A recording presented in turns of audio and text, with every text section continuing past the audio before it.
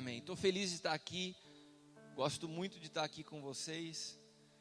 E nós vamos ter uma das últimas palavras, a penúltima palavra, se eu não me engano, é sobre paternidade apostólica, que faz parte do entendimento dos 5 ministérios. Nós vamos entender um pouco mais do que é isso. Um tema que está sendo, como muitos outros também, usurpado nessa época da igreja. Tem pessoas que não entendem o que é uma paternidade, pais que exploram de um título e filhos que não sabem utilizar da bênção que é ter um pai. Mas eu posso dizer para vocês que eu tenho aprendido a ter um relacionamento saudável no que diz respeito à paternidade nas duas esferas, com o meu pai espiritual e com aqueles que são meus filhos espirituais. E para mim servir ao Cristo como paternidade é uma honra. É uma honra, porque se tornou um amigo, alguém com quem eu compartilho muitas vezes também minhas dificuldades, minhas dores, e foi um presente de Deus ter o Cris caminhando comigo. É um amigo que eu amo muito e Deus sabe disso. E ele também, porque eu falo bastante, ele é mais quietão, né? Ele é meio difícil de abraçar, mas eu abraço, eu beijo ele, eu falo que eu amo ele e ele sabe disso. Ele está aprendendo. Eu deixei o Alan para discipular ele nessa área, porque o Alan é bem meloso, e daí ele vai ter que aprender a abraçar, dar beijo. Mas eu queria falar um pouco para vocês de como surgiu a ideia. Voltou a chiadeira no microfone. Ô Cris, voltou o ar, acho que você mexeu aí de novo, estava melhor. Nós estávamos em junho no Panamá, em uma conferência. Estávamos eu, o apóstolo Hélio e o Alan. E no meio daquela conferência o Senhor me disse algo muito claro. Eu quero que você estabeleça um tempo para você servir a igreja no Brasil. O que eu vou te falar agora você anota, mas não é para o teu ministério, não é para o sonho de Deus, é para servir a igreja no Brasil. Eu falei, ok, Senhor. O Senhor me falou assim, escreve 3 conferências. Uma sobre os 5 ministérios. Porque a igreja brasileira fala, mas não sabe o que é na prática uma igreja fluindo nos 5 ministérios. E me deu o tema de 5 mensagens. Depois me falou de uma conferência profética, que se chama Conferência Voz, aprendendo a ouvir a voz de Deus. Essa conferência profética, a primeira delas, nós vamos ministrar agora, os dias 7 e 8 de outubro, em Curitiba. E a outra conferência se chama Cristo. Eu queria contar para vocês uma história daquilo que começou a ser desconstruído por Deus e restaurado por Ele na minha vida nos últimos 2 anos. Mas eu quero compartilhar com vocês uma história que ela ilustra bem isso. E eu vou procurar remir o tempo para que a gente seja bem objetivo, que a gente toque os pontos principais e não fique cansativo, porque são 2 palavras. Então preste atenção comigo, por favor. Alguém aqui já ouviu a história do Taj Mahal? Sabe o que é o Taj Mahal? Diz a história que na Índia, um imperador solteiro buscava e ansiava por uma esposa. Foi então que ele conheceu uma mulher, se apaixonou por ela e se casou com ela. E com pouco tempo de casado, essa mulher veio adoecer. Ele contratou os melhores médicos, curandeiros que ele conhecia, mas não conseguiram trazer solução e a sua esposa veio a falecer. E aquele homem que esperava tanto tempo por uma companheira ao lado do governo daquele povo, ele, muito triste, falou assim, eu quero deixar a memória da minha esposa guardada de uma forma que eu nunca mais me esqueça. E resolveu cremar a sua esposa, colocar ela num vaso, as cinzas num vaso, e construir um mausoléu daqueles, uma obra que foi considerada uma das 8ª maravilhas do mundo. E quando ele contratou os melhores arquitetos da época, os melhores engenheiros, os melhores mestres de obra, e foi comprando os melhores materiais, e foi construindo aquela obra que se transformou numa obra gigantesca, monstruosa. E aquilo que era para ser uma construção para colocar cinza, se transformou numa obra de 40 anos. Repita comigo, 40 anos. 40 anos não são 40 dias. Foram 40 anos construindo lugar para se colocar as cinzas da sua esposa. E ao final dos 40 anos aconteceu algo. Os engenheiros que foram contratados originalmente já não estavam mais lá. O mestre de obra que começou a obra já não estava mais lá. O arquiteto que projetou tudo aquilo já não estava mais lá. As pessoas que viveram aquela emoção do imperador, da perda da sua esposa, já não estavam mais ali para contar a história.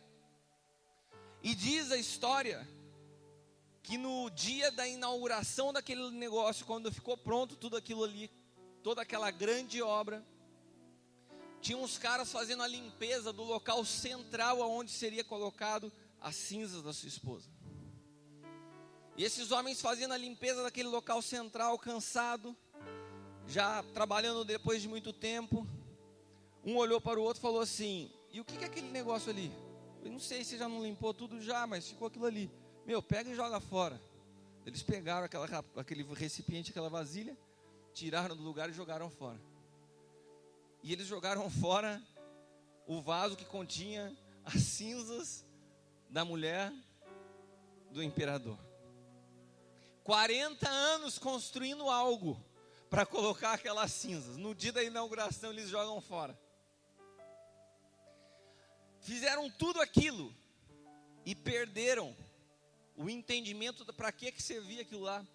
A função, a razão de existir daquilo lá tinha se acabado, porque as cinzas haviam sido jogadas fora. E daí você fala assim: beleza, apóstolo, uma história do Taj Mahal, jogou a cinza fora. Eu vim numa conferência sobre 5 ministérios. O que tem a ver uma coisa com a outra? Eu tenho visto esses dias o evangelho passar pelo mesmo problema que o Taj Mahal passou. As pessoas hoje vêm às igrejas, vêm ao templo e esquecem a razão de ser. É como se deixassem Jesus nessa vasilhinha e colocando ele para fora. A razão de nós existirmos como igreja é nós sermos o corpo de Cristo. E quando nós deixamos de entender o que é ser corpo de Cristo, nós deixamos de entender o que é ser igreja. E hoje as pessoas buscam vir à igreja atrás de suas bênçãos e atrás das soluções dos seus problemas e das suas misérias. Mas o cristianismo, o evangelho não é um lugar de ganho, é um lugar de perda. Nós perdemos a nossa vida para encontrar dele. Nós morremos com ele para experimentarmos a vida dele. Não é um lugar que você vem para a solução dos seus problemas. É um lugar que você vem para que você entregue a sua vida para solucionar um problema da humanidade, não teu. O cristianismo foi perdendo o entendimento da razão de ser.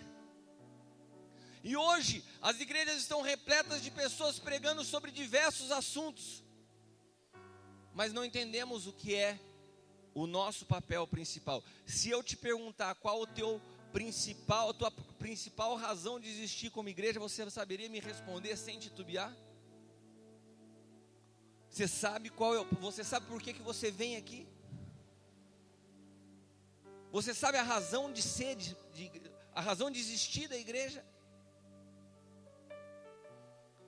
Eu queria começar essa palavra nessa noite nos levando a entender alguns motivos que roubaram de nós a clareza dos entendimentos e das ideias com relação ao evangelho. A começar pela Bíblia. A Bíblia ela é muito clara quando se inicia. Você precisa, meu irmão, você precisa ler a Bíblia e compreendendo a mente do autor, amém? Você precisa entender o que Deus queria nos ensinar, o que Deus queria mostrar através da Bíblia. O que Deus queria mostrar através da Bíblia? A Bíblia não é um livro para você estudar ela teologicamente. A Bíblia não é um livro para você estudar ela historicamente. A Bíblia é um livro para você conseguir captar a mente do autor. Se você não consegue alcançar a mente do autor, você pode ser o maior conhecedor de versículos bíblicos. Você pode ser o maior conhecedor da história. Você pode falar o nome de todos os personagens de cor e a sua vida continuar sendo uma vida morta. Porque a Bíblia, ela só tem uma razão de ser: apresentar o Cristo como Filho de Deus e o projeto maior de Deus, que Ele viesse habitar em todos nós. Essa é a razão de ser da Bíblia. O Antigo Testamento todo é Deus explicando isso através de ilustrações e de sombras que vieram a se cumprir em Jesus. E eu queria começar conceituando para vocês verdade e mentira. Abra sua Bíblia em Romanos capítulo 1, versículo 25.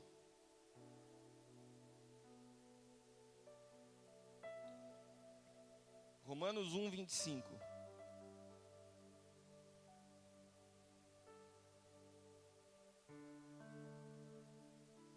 Amém?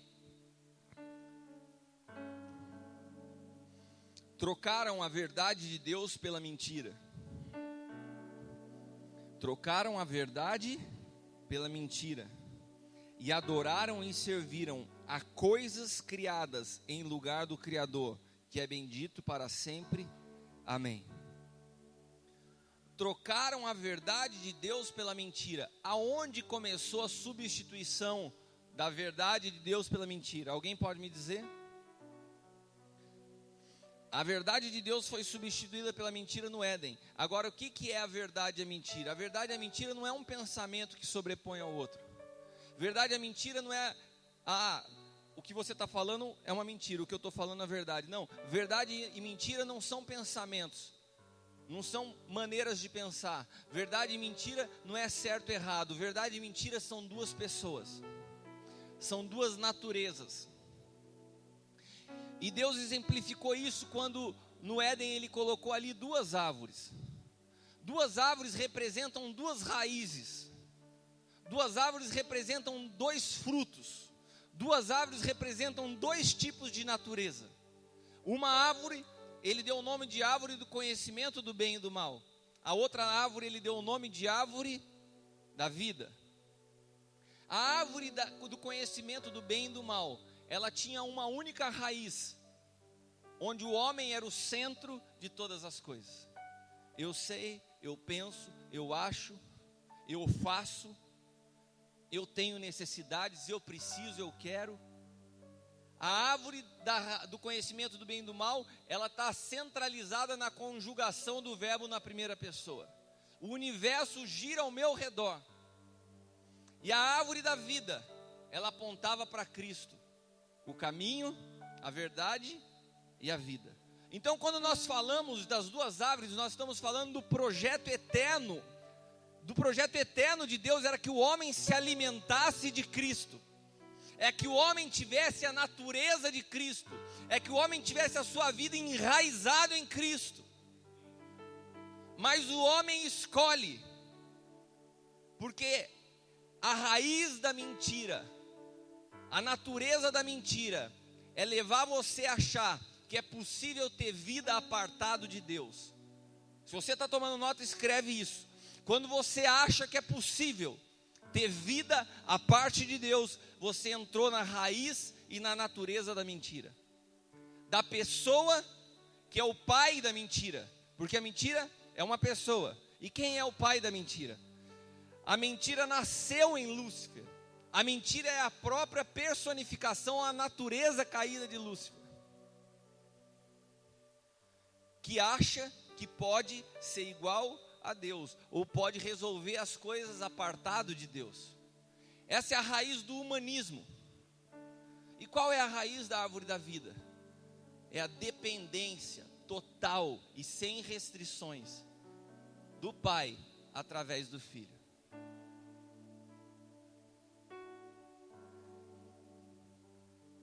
Se a mentira é um homem, a verdade também é um homem. Quem foi que falou, eu sou a verdade? Jesus não falou assim, olha, eu falo a verdade. Jesus disse, eu sou a verdade. Aqui nós estamos falando de duas naturezas. É natureza, é DNA, formação, raiz. Você não tem como, na raiz errada, construir algo bom. Algo bom dentro do conceito do que é ser bom. Agora vai começar a complicar um pouco. Porque se a árvore do conhecimento do bem e do mal, então ela conhece o bem e conhece o mal. Então tem bem na árvore do conhecimento? Tem. Dentro da raiz dela. Agora, existe algo bom fora de Cristo? Não. Então, qual que é o bem da árvore do conhecimento? É o bem que eu começo a descrever que é bom a partir de uma ótica pessoal. O que é bom para você? Aquilo que te produz benefício. Quem é legal para mim? Aquele que me trata bem. E a gente começa a fazer o mundo girar ao redor de uma visão egoísta e pessoal. Qual palavra que é boa? A palavra que mexe com a minha alma. Qual pastor que é legal? É o que me cumprimenta e conta piadinha sorrindo. Por quê? Porque a gente começa a ter uma visão distorcida do certo e do errado, do bem e do mal. Porque a árvore do conhecimento do bem e do mal produz bem, mas na raiz errada. Você servir sopão de madrugada para quem está com fome, através de um centro espírita, é uma ação boa ou ruim? Só quem está aqui e está me ouvindo, consegue me ouvir, responde amém, por favor. Amém. Se você servir um sopão à noite para quem está com fome, num centro espírita, é uma coisa boa ou ruim? É uma coisa boa, está na raiz certa ou na raiz errada?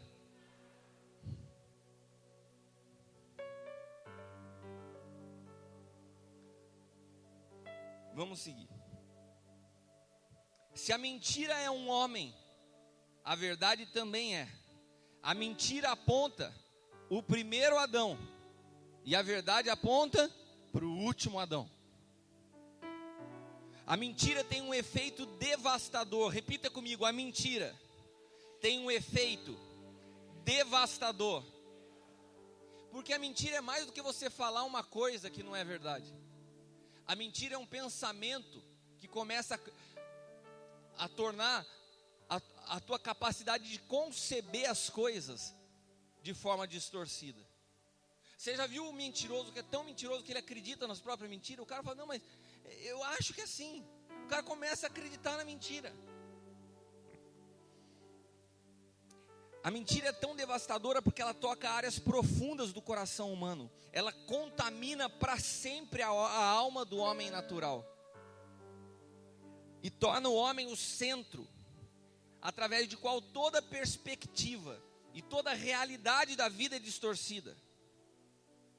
Toda a realidade da vida é distorcida através da mentira. E a mentira então não é um pensamento, não é uma filosofia, não é uma maneira de achar. A mentira é uma raiz. E essa raiz está centralizada no conhecimento do bem e do mal, na natureza adâmica. Ou seja, você pode estar dentro da igreja, se a sua raiz não estiver em Cristo, a tua maneira de ver, de perceber e de compreender as coisas vai estar distorcida. Por que a palavra de Deus diz quando Jesus estava para se manifestar? Ele falou assim, eis que o machado é posto à raiz. Ele veio não trazer uma solução para o pecado. Ele veio trazer uma solução para a natureza adâmica. Ele veio cortar uma raiz para começar uma nova natureza. Nós estamos falando da árvore da vida se manifestando através de Cristo e falando assim, se lá no Éden foi rejeitado o alimento que deveria ter se ingerido, agora tem uma nova possibilidade para você. Aquele que come da minha carne e beber do meu sangue, ele de novo se apresenta como árvore da vida e te fala, se você comer da minha carne e beber do meu sangue, aí eu estabeleço contigo uma nova aliança.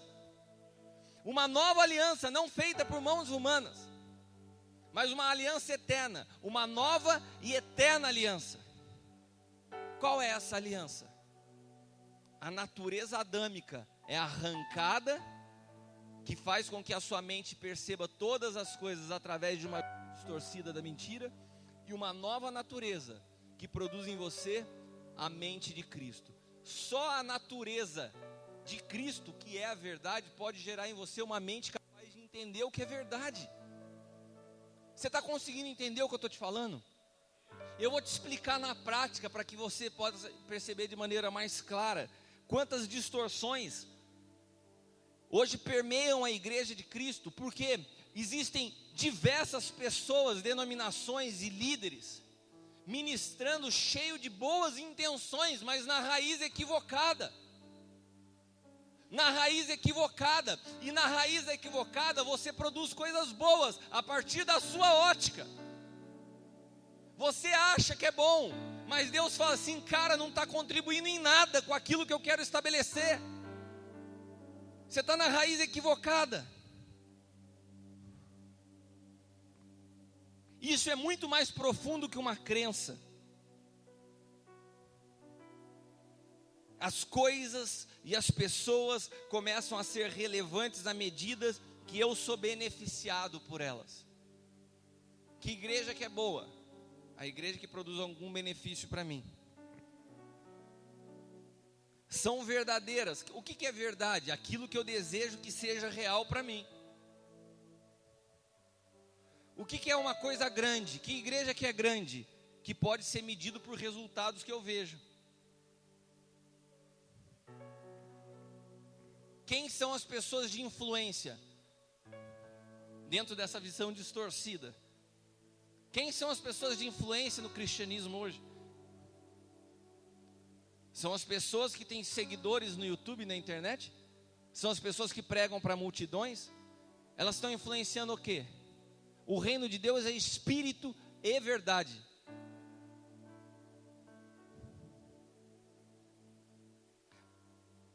A palavra de Deus em Romanos 1:25 diz que essa natureza adâmica muda a verdade de Deus em mentira. E com uma mente carnal a gente tenta explicar assuntos que são espirituais, e isso produz inimizade contra Deus. Todas as vezes que você está na raiz errada e tenta explicar assuntos espirituais, você produz inimizade contra Deus. Abra sua Bíblia em Romanos capítulo 8, versículos do 5 ao 7. Romanos 8, do 5 ao 7. Meu irmão, se você entender isso que eu estou te falando hoje, que é simples, não é algo, mas se você entender isso, isso pode mudar completamente a tua realidade do Evangelho.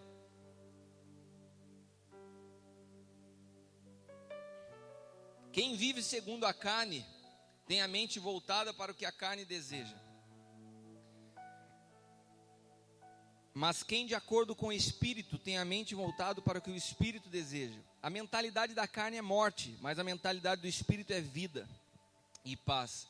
A mentalidade da carne é inimiga de Deus, porque não se submete à lei de Deus e nem pode fazê-lo.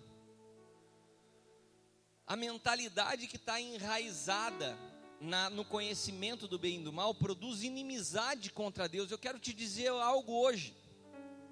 Existem diversas igrejas evangélicas que quando Deus olha fala, são meus inimigos, porque produzem aquilo que a sua vontade determina e não o que eu quero. A tua vida ela é agradável e útil a Deus a partir do momento que você tem disposição de se render a Ele e não tentar encaixar Ele no seu mundinho. Se o Evangelho é uma troca de vida, você entrega a sua para receber a dele, você não tem mais direito de continuar no controle.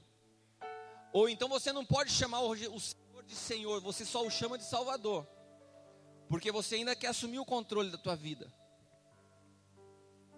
E quando essa mente ainda continua trabalhando dentro da raiz do conhecimento do bem e do mal, a gente continua na igreja, a gente continua falando de Deus, a gente continua pregando mensagens boas, mas na raiz errada. E daí as nossas visões de assuntos básicos como salvação, adoração, santificação, são completamente equivocados.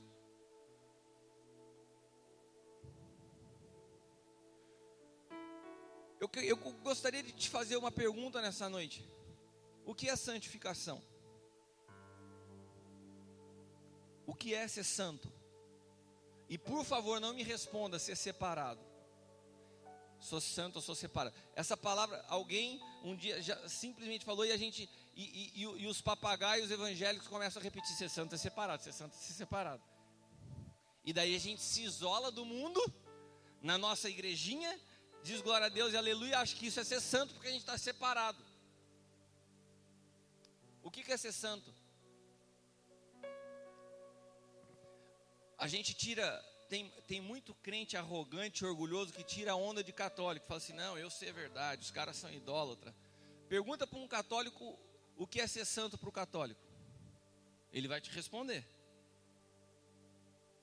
A Madre Teresa de Calcutá está sendo canonizada agora, beatificada aí.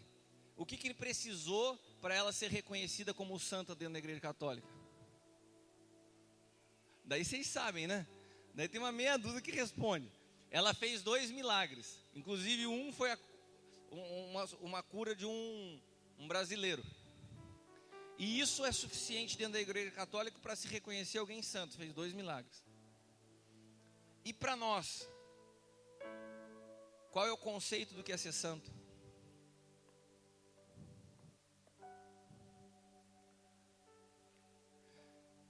Quem a gente acha que é mais santo na igreja? Fora o santo.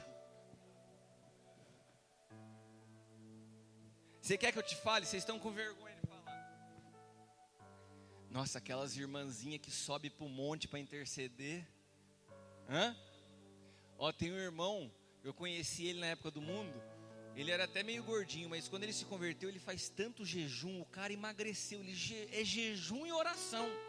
O homem é um santo. Por quê? Faz jejum e oração. O outro porque sobe no monte. Fulano de tal, cara, o cara conhece a Bíblia. Você já viu aqueles retiros que tem gincana para falar versículo bíblico? O cara ganha toda, sabe tudo de cabeça. Aquele cara, aquele irmão é uma bênção. Aquele cara é mais santo. E daí a gente criou uns processos de santificação. Tem galera que se converte, chega na igreja e fala assim: apóstolo, como que eu faço então para eu mergulhar, para eu me aprofundar mais em Cristo? Alguém já perguntou isso? Como que eu faço para mergulhar mais em Cristo, para me aprofundar? Me passa aí uma ideia aí de um jejum de Daniel e de umas oração boa, forte aí para eu mergulhar. E a gente começa a criar os nossos processos de santificação. Só que todo processo de santificação não acontece de fora para dentro, é de dentro para fora. Não tem nada que você faça que te torne mais santo. O melhor nível da tua vida espiritual, feito a partir do seu esforço, ainda tem um abismo entre a tua vida e o Senhor. Porque o melhor de ti não alcança o que Deus espera de mim e de você. Porque a única coisa que Ele espera de mim e você não é o nosso melhor, é a nossa morte, para que Ele possa encontrar Cristo. E você vai entender o que eu estou te dizendo. Desde o começo ficou claro, quando Ele colocou no Éden 2 árvores e falou: não come dessa. Tipo assim, só faltou Ele falar assim: come dessa. Eu preciso que você se alimente de Cristo. Porque o projeto de Deus não foi povoar a terra com um montão de crente evangélico. Ele lançou uma semente, uma única semente incorruptível. Qual foi essa semente? Jesus disse: eu sou a semente. Essa palavra semente, ela vem de esperma. Ou seja, Deus estava querendo gerar filhos, a mesma espécie da semente que Ele lançou. E quando a gente fala de semear, dando aqui um exemplo, se você for fazer uma semeadura de milho, o que você espera colher? Então você imagina que a semente do milho está na tua mão e você vai colocar essa semente numa terra. Você espera que essa terra, que é o lugar que você deposite a semente, que essa terra comece a se levantar e essa terra torne a forma de milho e fica uma terra com um formato de espiga? Ou você está esperando? Não, essa semente vai morrer e a terra é só o ambiente onde ela vai crescer e vai gerar uma outra espiga de milho. Eu não quero uma terra com cara de milho, eu quero outro milho. Quantos concordam comigo? Jesus foi lançado como uma semente para morrer numa terra. O que Ele espera colher? Alguém parecido com o jeitão de Jesus, ou Ele espera colher outro na mesma espécie de Jesus?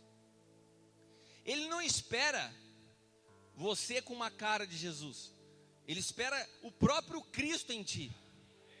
É isso que Ele espera em nós. Por isso Paulo, quando entendeu isso, deu um estalo em Paulo. Paulo falou assim: não, cara, não é a vida que eu vivo hoje na carne, eu não vivo mais, é Cristo que vive em mim.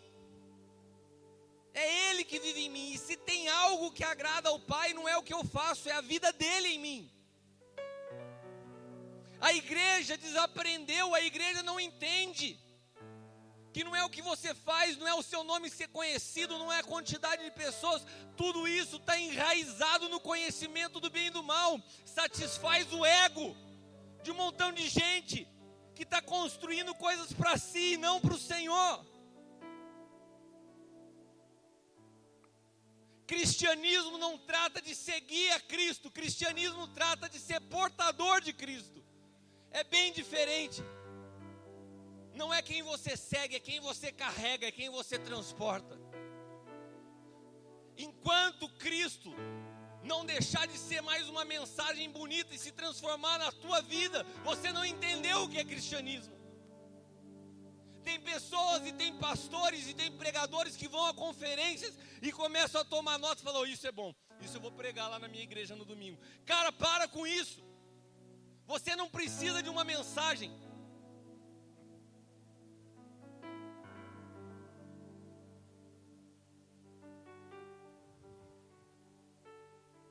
Santificação não é a força do seu braço. Nada que você faça possa te tornar mais santo. Santificação é a perda da tua vida, da natureza adâmica. E isso acontece num processo único e ao mesmo tempo progressivo. Porque a tua alma ficou mergulhada por muito tempo no pecado, nas fragilidades, nos problemas. E a Bíblia diz que quando você entrega a sua vida a Cristo, quando você o conhece, a sua vida é transportada do reino, do império das trevas para o reino da sua maravilhosa luz, e isso é imediato.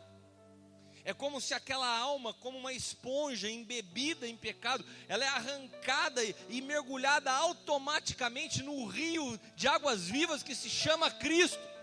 Esse processo é automático, não necessita nada da tua parte, do teu esforço. Mas ele também é progressivo. Porque essa água tem que penetrar todas as áreas da sua esponja, dessa sua alma. Mas volto a te dizer, ainda que seja automático e progressivo, não depende da tua força. É por isso que a palavra diz que é tudo para Ele, é tudo por Ele, é tudo por meio dEle. Glória, pois, a Ele. Não tem nada que nós façamos. Sabe, se a revelação te leva a conhecer a Deus, a rendição te leva a conhecer os caminhos de Deus. Por muito tempo Deus falava e me dava revelações como flashes de quem Ele era. Por muito tempo na minha vida, desde que eu entreguei a minha vida ao Senhor, eu tive revelações de quem Ele era. Até que quando eu resolvi me render à morte total e irrestrita do meu nome, da minha reputação, do que pensam de mim, eu quero te dizer uma coisa: se você ainda sofre com o que falam a teu respeito, você ainda não experimentou a morte. Porque a primeira coisa que você perde quando você morre é direito de defesa. É por isso que ele se apresenta como advogado. Porque ele fala assim, cara, você perdeu sua vida, sou eu que advogo para você agora. Sou eu que te justifico, sou eu que cuido. Só que a gente tem dificuldade pra caramba de se render. Como a gente quer tomar a rédea da situação, como a gente quer ter o controle das coisas, como a gente quer ter o evangelho pessoal, que eu falo o que eu gosto, que eu ministro o que eu acho legal, que eu convivo com quem me agrada. Nós estamos totalmente enraizados. Nós não, cara, me desculpa, mas nessa parte eu tenho alguns estão totalmente enraizados no conhecimento do bem e do mal. Você precisa de um machado na tua raiz te arrancando nessa natureza caída, para que a verdade que é Cristo seja gerado em você de dentro para fora. E toda hora eu falo essa expressão porque foi algo que Deus ministrou ao meu espírito e que se transformou no livro que eu acabei escrevendo, Cristo de dentro para fora. E eu tive uma notícia quando eu estava vindo para cá hoje, tremenda. 2 semanas atrás eu estava com o Cris em cruzeiro, a gente tirou um tempo para estar meditando, para estar conversando. E quando a gente estava voltando de cruzeiro para Taubaté, a gente começou a falar umas analogias a respeito do que é você estar preso, achando que conhece a verdade. E foi muito pontual aquela conversa, porque na semana seguinte eu ia visitar um pastor amigo meu que está preso, num presídio em Taubaté. E eu fui até aquele presídio e dei a ele o livro, Cristo de Dentro para Fora. Conversei com ele e tal. Fiquei um tempo lá, Deus fez grandes coisas aquele dia. E hoje eu recebi uma carta dele, que me deixou profundamente emocionado. E eu falei, estava até falando com o Alan agora, eu falei assim, se eu escrevi esse livro para receber essa carta, já valeu e já compensou todas as coisas. E ele me escreveu nessa carta: o meu livro já foi lido por centenas de presidiários. Eu li em algumas horas, apóstolo, ele falou para mim assim na carta, eu li em algumas horas. E aquilo foi tão profundo na minha vida que eu li pela segunda vez em algumas horas. E passei a noite meditando no que estava escrito. E passei para o meu companheiro de cela. E quando eu vi o livro, estava circulando na mão de um montão de gente que voltou a ter esperança, que voltou a entender, que voltou a acreditar que o evangelho não é o que acontece fora, mas é o que acontece dentro.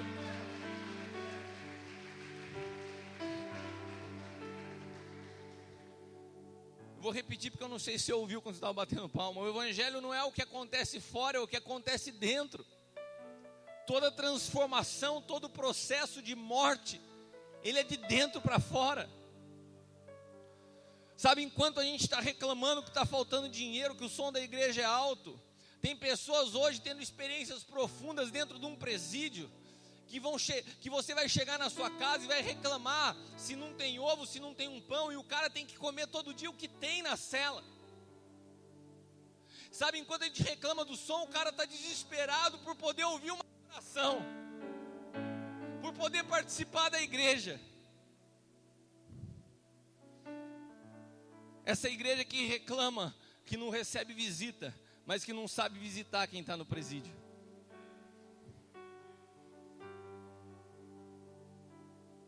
E a gente acha que a santificação é um processo externo daquilo que eu faço, que a oração é uma reza decorada para um Deus distante.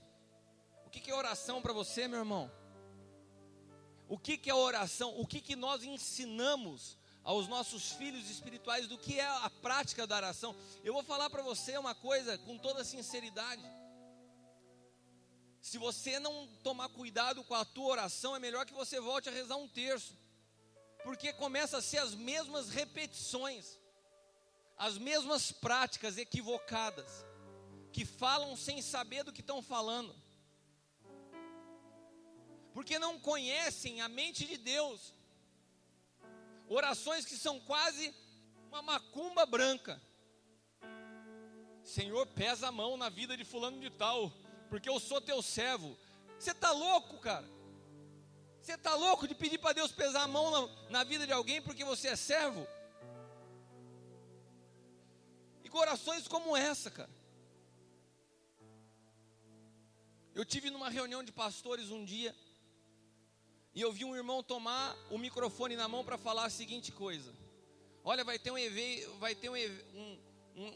uma situação na Câmara dos Vereadores, e o ano passado os católicos estavam num número muito grande, os católicos e os espíritas, e esse ano sou eu que vou falar. Eu queria convidar os irmãos evangélicos para que esse ano a gente possa ganhar, e que nós possamos estar num número maior do que eles lá.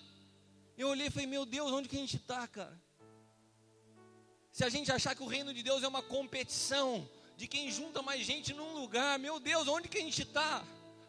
Ou a gente começa a ministrar a verdade que rompe com essa raiz e com essa natureza morta, ou então a gente vai continuar pessoas se chamando evangélicas e dando mau testemunho e fazendo coisas que são uma loucura, porque estão na raiz errada. E na raiz errada, tudo que você produz, você pode achar que é bom, mas não está contribuindo para o Senhor. A única coisa que Deus tem compromisso é com o corpo que está ligado a Ele como cabeça. Não existe membro do corpo fora do cabeça. Nós temos um irmão na nossa igreja que sofreu um AVC. E esse irmão perdeu o controle do seu corpo.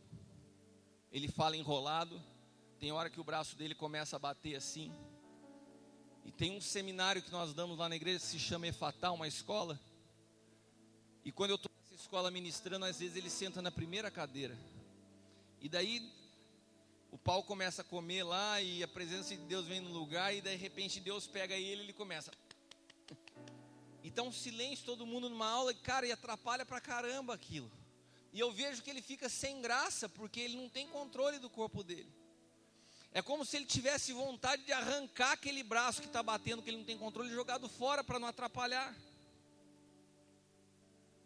E um dia eu estava vendo isso e o Senhor me falou assim: meu filho, tem tanta gente assim. Tem tanta gente que se acha parte do corpo, mas não se sujeita à cabeça. Faz as coisas sozinha. E quando você faz as coisas sozinha, sem sujeitar a cabeça, você mais atrapalha do que ajuda. Aquele braço dele não está mais debaixo do comando do cérebro, só atrapalha. Igrejas que não estão rendidas a Cristo, que não estão na raiz da árvore da vida, estão na árvore do conhecimento, elas atrapalham, elas não ajudam. E você precisa ter a mente de Cristo para você poder diferenciar e discernir o que é verdade e o que é mentira. Porque senão as nossas mentes estão contaminadas na mentira. Você não consegue mais discernir. Você acha que é legal aquilo que produz uma sensação de gostosinho na tua alma. O que você acha que é pior para a tua vida? O teu desconhecimento de um assunto ou a tua imaginação com relação a determinado assunto? O desconhecimento é menos prejudicial do que a tua imaginação. Porque o desconhecimento, ele simboliza biblicamente uma situação de trevas. A palavra trevas vem de desconhecimento. E a luz é o conhecimento. Por isso que Jesus é a luz que veio ao mundo. Ele veio dissipar toda a ignorância que se tinha a respeito de Deus. Tudo que a religião produziu, ele como luz, como conhecimento, dissipou as trevas. Então, se você não conhece um assunto e Cristo se apresenta, ele preenche toda essa área de escuridão.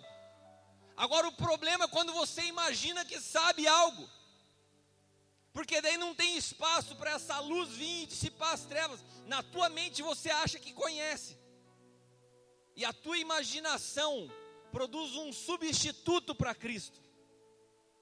E a igreja está repleta de substitutos para Cristo. A palavra de Deus em 2 Coríntios 3,16 diz que nós somos ministros competentes de um novo pacto. Não de letra, mas do Espírito, porque a letra mata e o Espírito vivifica. E Cristo estabeleceu em si mesmo um novo pacto. E quando nós não conhecemos o que é isso, nós continuamos vivendo nas práticas de pactos passados. E a gente substitui a verdade presente de Cristo por práticas judaizantes. Nós substituímos a verdade presente de Cristo por salmos de um Davi que ansiava conhecer a Cristo e que nós carregamos dentro de nós. Como que você vai dizer hoje: elevo meus olhos aos montes, de onde vem meu socorro? Ele dizia isso para um Deus que estava fora. Hoje nós carregamos esse Deus dentro de nós. A realidade da sua vida mudou. Compreenda o tempo que você vive e a realidade do que é transportar Deus dentro de você. Até que Cristo se torne tudo na sua vida, você continuará tentando se apoiar em outras coisas. Então não fale: Jesus, tu és tudo para mim, porque para Ele ser tudo para você, tudo que substitui a Ele tem que ser arrancado da tua vida. E muitos de nós falamos: tu és a minha segurança. Tem uma música que a gente canta, né? Tu és minha segurança, minha força, minha vida. Cara, a hora que Ele tirar tudo que é segurança, para Ele se tornar sua segurança, você vai cantar essa música de uma forma diferente. Eu sei do que eu estou te falando. Eu sei do que eu estou te falando. Deus arrancou da minha vida tudo aquilo onde eu podia me apoiar. E nesses dias de profundas trevas, de profunda escuridão, não tem ambiente de igreja, não tem relacionamento de amigo, não tem música alguma que consiga te sustentar. Ou você tem uma convicção genuína de que Ele habita em você e que você não está sozinho, ou você não suporta. Meu irmão, eu quero te dizer uma coisa: se você ainda não passou pelo vale da sombra da morte, para que você experimente a ressurreição e a vida que é Cristo, você vai precisar passar por esse lugar. E quando você passa por esse lugar, só uma coisa te sustenta, que foi o que Maria descobriu, e por isso Jesus disse para ela: Marta, Marta, por que você está tão preocupada com tantas coisas desnecessárias? Maria encontrou a única que é necessária: se render aos meus pés. Ou você se rende a Ele, ou você vai ser enganado pelo teu conhecimento humano e vai encher a sua vida de substitutos de Cristo.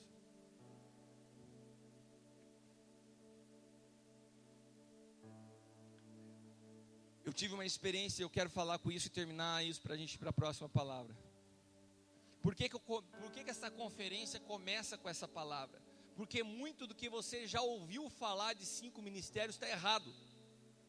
Tem muita gente criticando algo porque não conhece. Não é título. 5 ministérios são funções, são dons, são ministérios que Deus deu à igreja para que Cristo possa ser formado. Efésios 4:11 diz que Deus deu uns para apóstolos, outros para profetas, pastores, evangelistas e mestres, para a edificação do corpo, até que todos alcancemos a estatura do varão perfeito que é Cristo. Qual que é o projeto de Deus?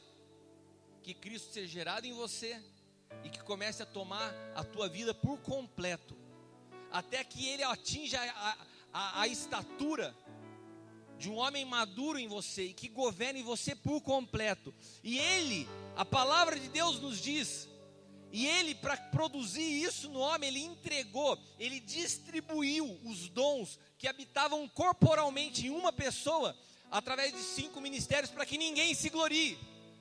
Eu não consigo sozinho formar Cristo em você, mas eu, com um profeta, com um evangelista, com um pastor, com um mestre, como igreja, podemos te abraçar e formar Cristo na tua vida.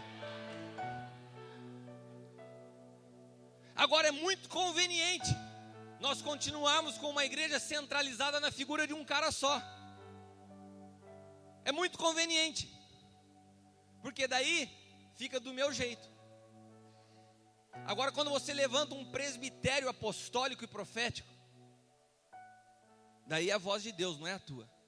Não dá mais para que os cultos continuem e você fale assim: Espírito Santo, fica para fora, que essa gritaria, o profético, irmão, isso daí atrapalha as pessoas que estão chegando. Não, meu irmão, tem muitos cultos acontecendo todos os dias que eles pedem licença para o Espírito Santo ficar para fora. Se o Espírito Santo fala assim: eu não vou mais na igreja, viu? Estou chateado com vocês. Tem gente que não vai nem sentir falta.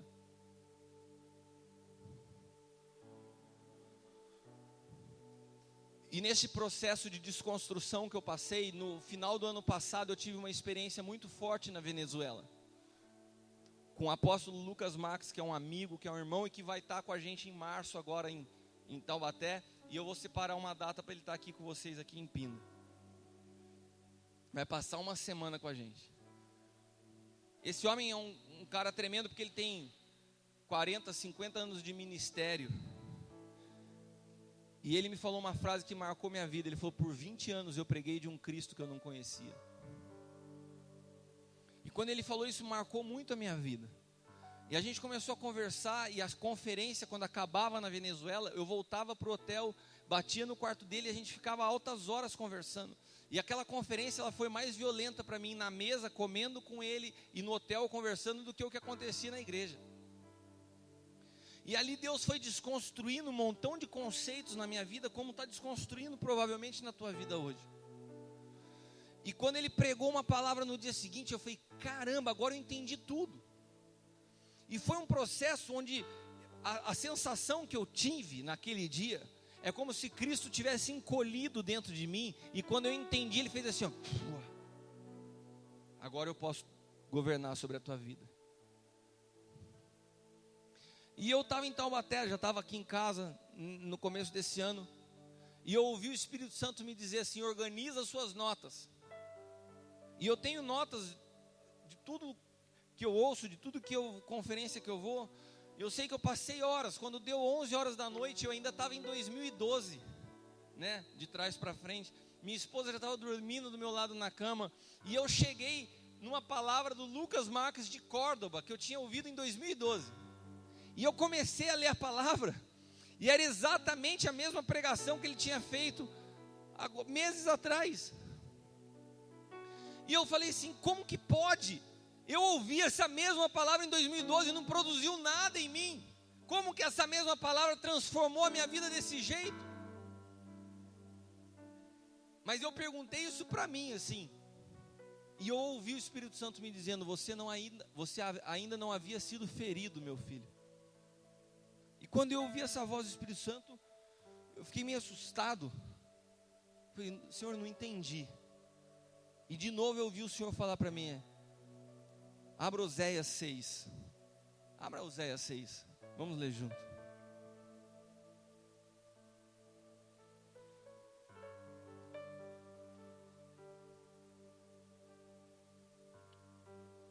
Oséias capítulo 6, versículos 1 e 2. Sua Bíblia tem Oséias, irmão? Amém.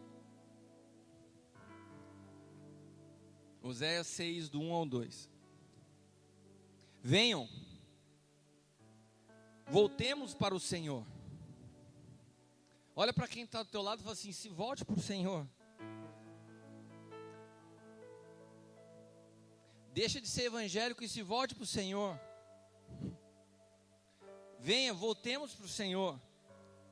Olha para quem está do teu lado e fala assim, não foi o diabo, meu irmão, foi Deus que te despedaçou. Ele nos despedaçou, mas Ele nos trará a cura.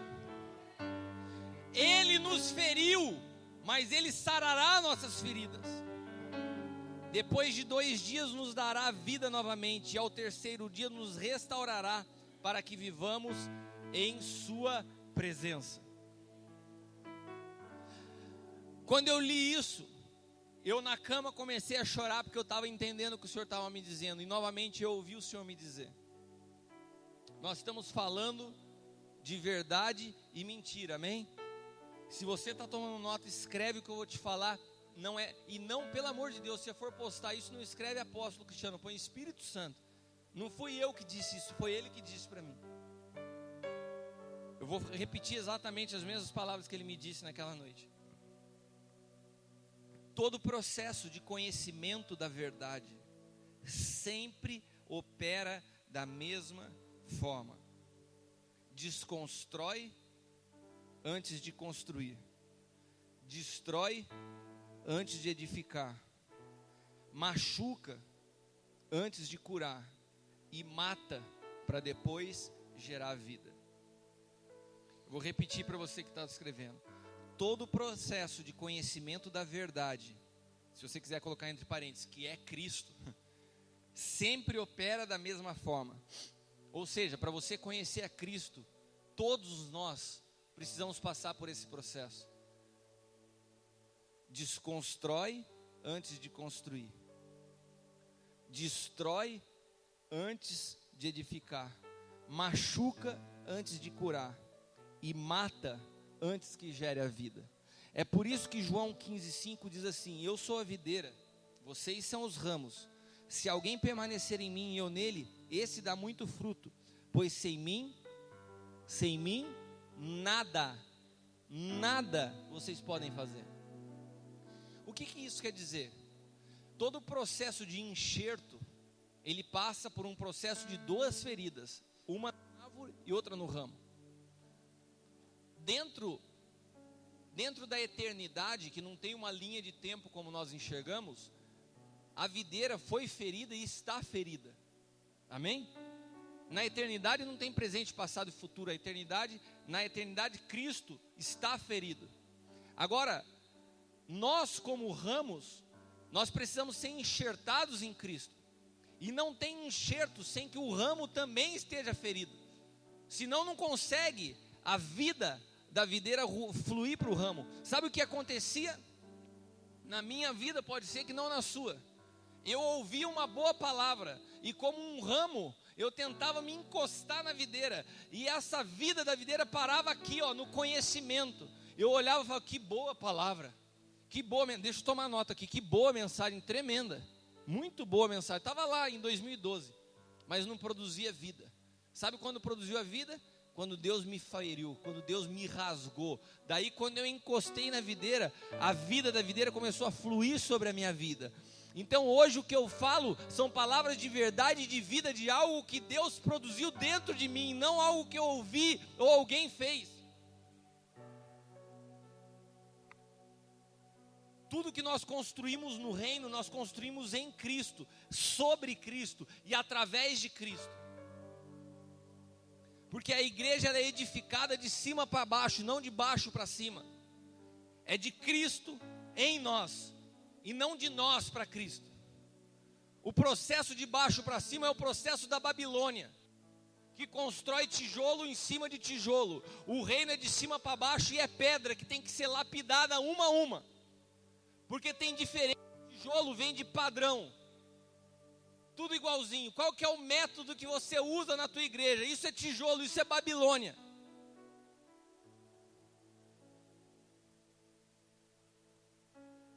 E a Babilônia, ela tem a necessidade de se promover. Por isso ele fala, façamos uma torre, para que o nosso nome seja conhecido em toda a terra.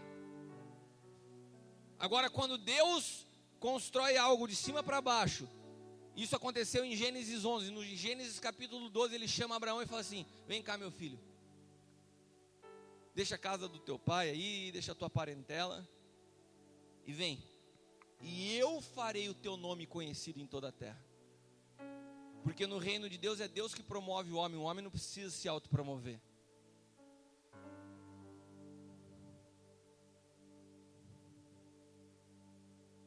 Tem uma frase do apóstolo Juan Baristrelli que eu quero que você anote e nós vamos encerrar com isso.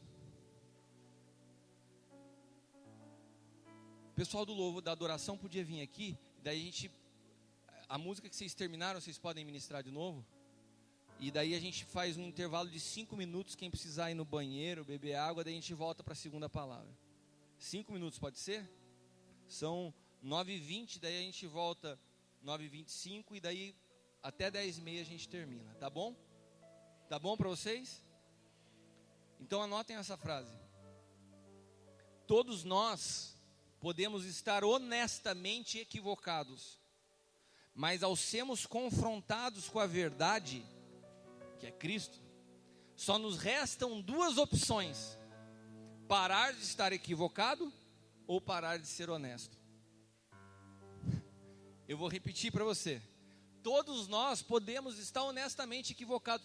Quantas pessoas fazendo com boas intenções muitas coisas, não é verdade?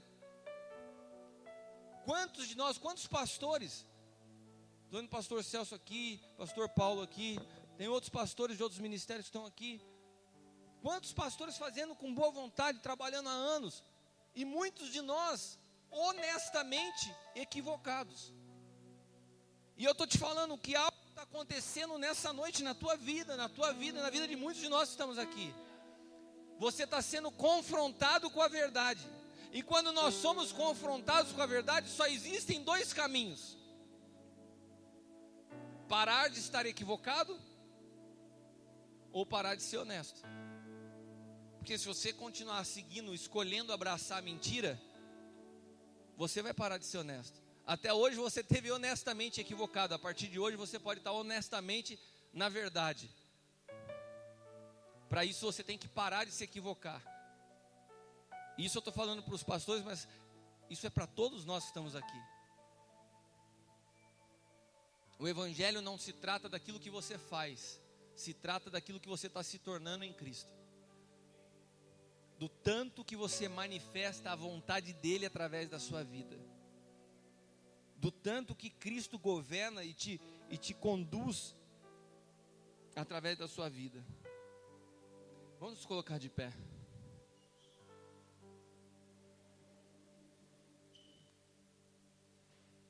Nós vamos continuar adorando por 5 minutos.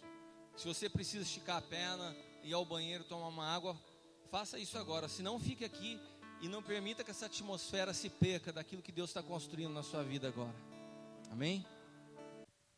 Essa segunda palavra, nós vamos falar sobre o governo da igreja e os 5 ministérios. Agora nós começamos a entrar especificamente nos 5 ministérios, e essa palavra vai ser uma palavra que nós vamos ministrar.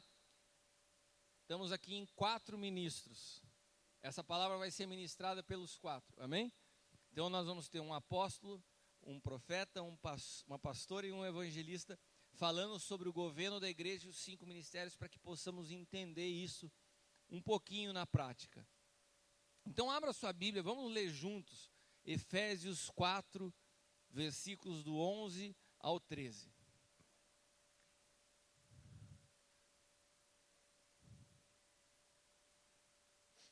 Tão importante nesses dias, é tão gratificante poder estar fazendo essa conferência aqui e estar edificando a igreja sobre a verdade que é Cristo.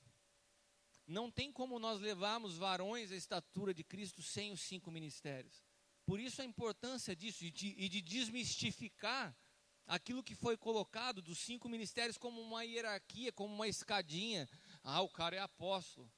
Eu vou ler para vocês um versículo bem legal para explicar o que é um apóstolo, segundo a Bíblia e não segundo o que a mídia coloca. Mas vamos primeiro Efésios. Ele mesmo, olha para quem está do teu lado e fala assim, isso não é invenção da igreja moderna, foi ele mesmo.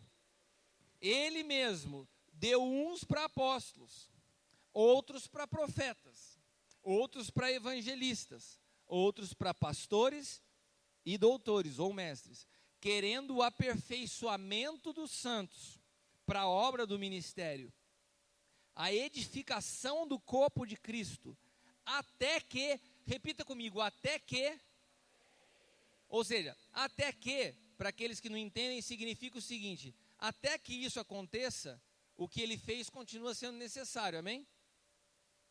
Amém? Então, para que ele deu os 5 ministérios? Até que todos cheguemos à unidade da fé e ao conhecimento do Filho de Deus, homem perfeito, à medida da estatura completa de Cristo. Eu queria só fazer uma pergunta para vocês. Quantos aqui conseguem falar assim, olha, apóstolo, de fato, a igreja hoje, no Brasil e no mundo, já alcançou a plenitude de Cristo. Todos nós já temos uma unidade de fé e todos são maduros em Cristo. Quantos concordam com essa afirmação? Não? Mas a Bíblia fala que até que isso aconteça, nós precisamos de apóstolos, profetas, pastores, evangelistas e mestres.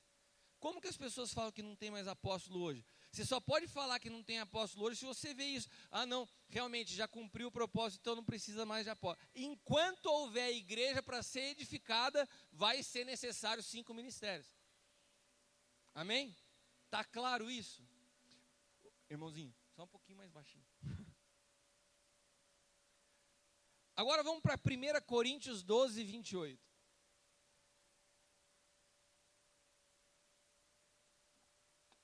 Primeira Coríntios 12, 28.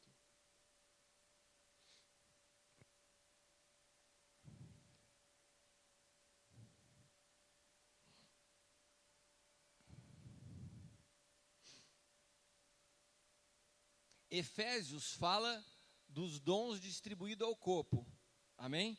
Para edificação dos santos, ou seja, aqui está falando de uma igreja que flui nos 5 ministérios para que as pessoas sejam edificadas em Cristo. É a palavra de Paulo aos Efésios. Na carta de Paulo aos Coríntios, ele está falando de outra coisa. Na carta de Paulo aos Coríntios, ele está tratando do governo da igreja, ele não está falando do cuidado com as pessoas. Paulo, quando ele escreve aos Efésios, ele fala assim, olha, é necessário para que as pessoas sejam levadas à estatura de Cristo, que os 5 ministérios possam estar atuando dentro da igreja. Agora, quando ele escreve aos Coríntios, ele está falando de como esses 5 ministérios se posicionam para o governo da igreja. É diferente as duas colocações. Então ele escreve assim, e a uns Deus pôs na igreja. Ele começa, parece que ele vai falar a mesma coisa de Efésios, mas ele fala assim, primeiramente apóstolos, em segundo lugar profetas, e depois os mestres, Depois, milagres, dons de cura, socorro, governo e variedade de língua. Você vê que ele coloca primeiro apóstolos, segundo profetas. Daí, às vezes a falta de entendimento, fala assim, caramba, apóstolo é o primeiro posto. Né? Dentro da escadinha, quando eu chegar na igreja, minha carreira gospel, ela começa no diaconato, depois eu subo para evangelista, chego ao cargo de pastor e daí eu tenho que almejar o apóstolo, que é o primeiro. Só que a Bíblia fala, dentro de uma mente espiritual e não uma mente natural, que no reino de Deus, aqueles que querem ser os primeiros são os últimos, porque os últimos são os primeiros. Então, a gente tem que entender que isso aqui está sendo escrito para pessoas espirituais. Amém? Então, beleza. Então, vamos ver Paulo explicando melhor o que é o ministério apostólico. Eu vou falar do apostólico, que eu já estou com o microfone na mão, depois eu vou passando para eles, vão falando os demais. Daí eu posso trazer na sequência, o Paulo fala rápido do profético, para poder a Fê dar o... Ela vai falar do pastor, do mestre, contar a história, tá, Fê? 1 Coríntios 4, do 9 ao 13. Porque tenho para mim, aqueles que querem ser apóstolos, sejam bem-vindos, né? Sejam bem-vindos a esse time, que estão em primeiro lugar. Porque tenho para mim o que Deus a nós, apóstolos, nos pôs por últimos. Caramba, ele tinha acabado de falar que era o primeiro, né? Deus, apóstolos, nos pôs por últimos, como condenados à morte. Somos espetáculo ao mundo e aos anjos e aos homens, loucos por amor de Cristo, mas vocês sábios em Cristo. Nós somos fracos, mas vocês fortes. Vocês são ilustres e nós vis. Até esta presente hora sofremos fome, sede, estamos nus, recebemos bofetadas, não temos pousada certa, nos afadigamos, trabalhamos com nossas próprias mãos, somos injuriados e bendizemos, somos perseguidos e sofremos, somos blasfemados e rogamos. Até o presente temos chegado a ser como o lixo desse mundo, como a escória de todos. Esse é o ministério apostólico descrito por Paulo, que infelizmente, pela falta de entendimento, na nossa nação, chegou como uma escadinha na carreira gospel. Só que o ministério apostólico, ele vem primeiro porque ele é um ministério de fundação, de fundamento. A palavra apóstolos vem do original enviado.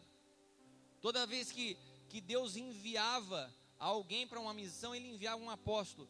Quando Moisés pastoreava as ovelhas do seu sogro, ele era um pastor, amém? Ele pastoreava as ovelhas, e ele passa pela sarça. Quando ele passa pela sarça, ele tem um encontro com Deus, e a palavra de Deus diz que a palavra diz que ele enviou apóstolos, Moisés.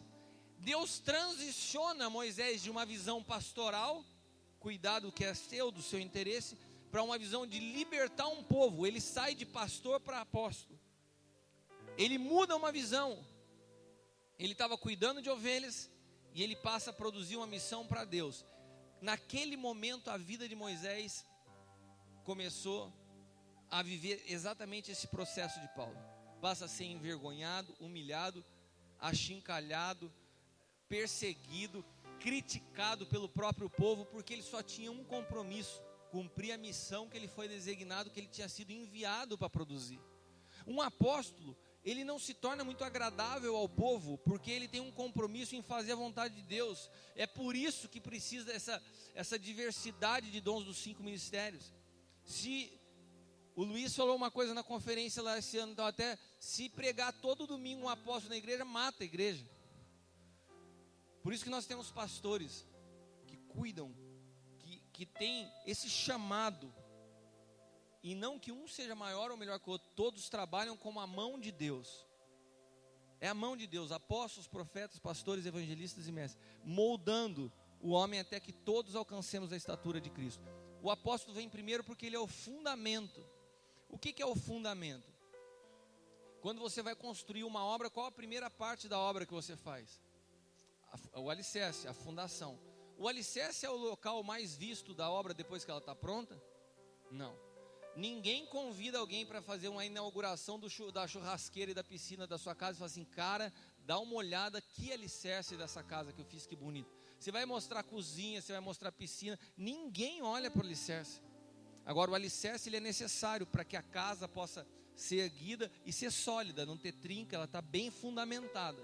Esse é o papel do apóstolo, não é aparecer, não é ser maior que ninguém, é estabelecer um fundamento para que a igreja nasça e cresça saudável. Amém? Quando isso é desvirtuado, o apóstolo se torna um título e se torna papel de visibilidade, que é exatamente o oposto do papel que Deus o colocou na igreja, que é fundamentar, que é ser base, que é lançar os filhos. Por isso ele fica embaixo, para dar suporte, sustentação e lançar. E um apóstolo, ele tem que estar fundamentado no único fundamento da igreja, que é Cristo. Um apóstolo que não tem como fundamento Cristo não é apóstolo. Amém?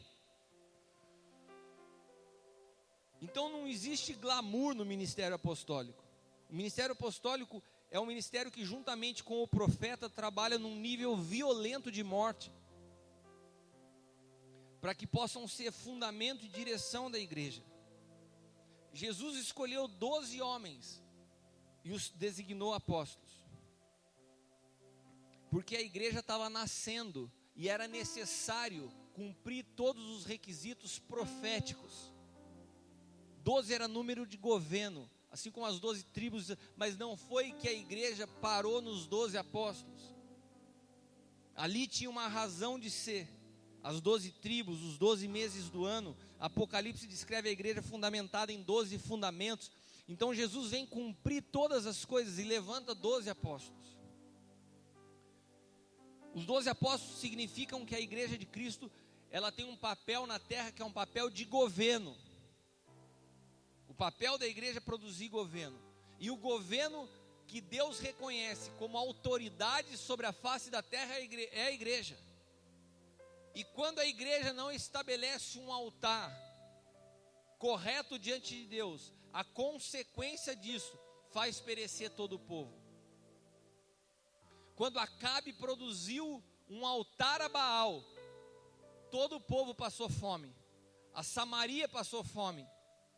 Daí Deus vem através de Cristo e leva uma samaritana a experimentar a água viva, para produzir transformação em toda uma nação.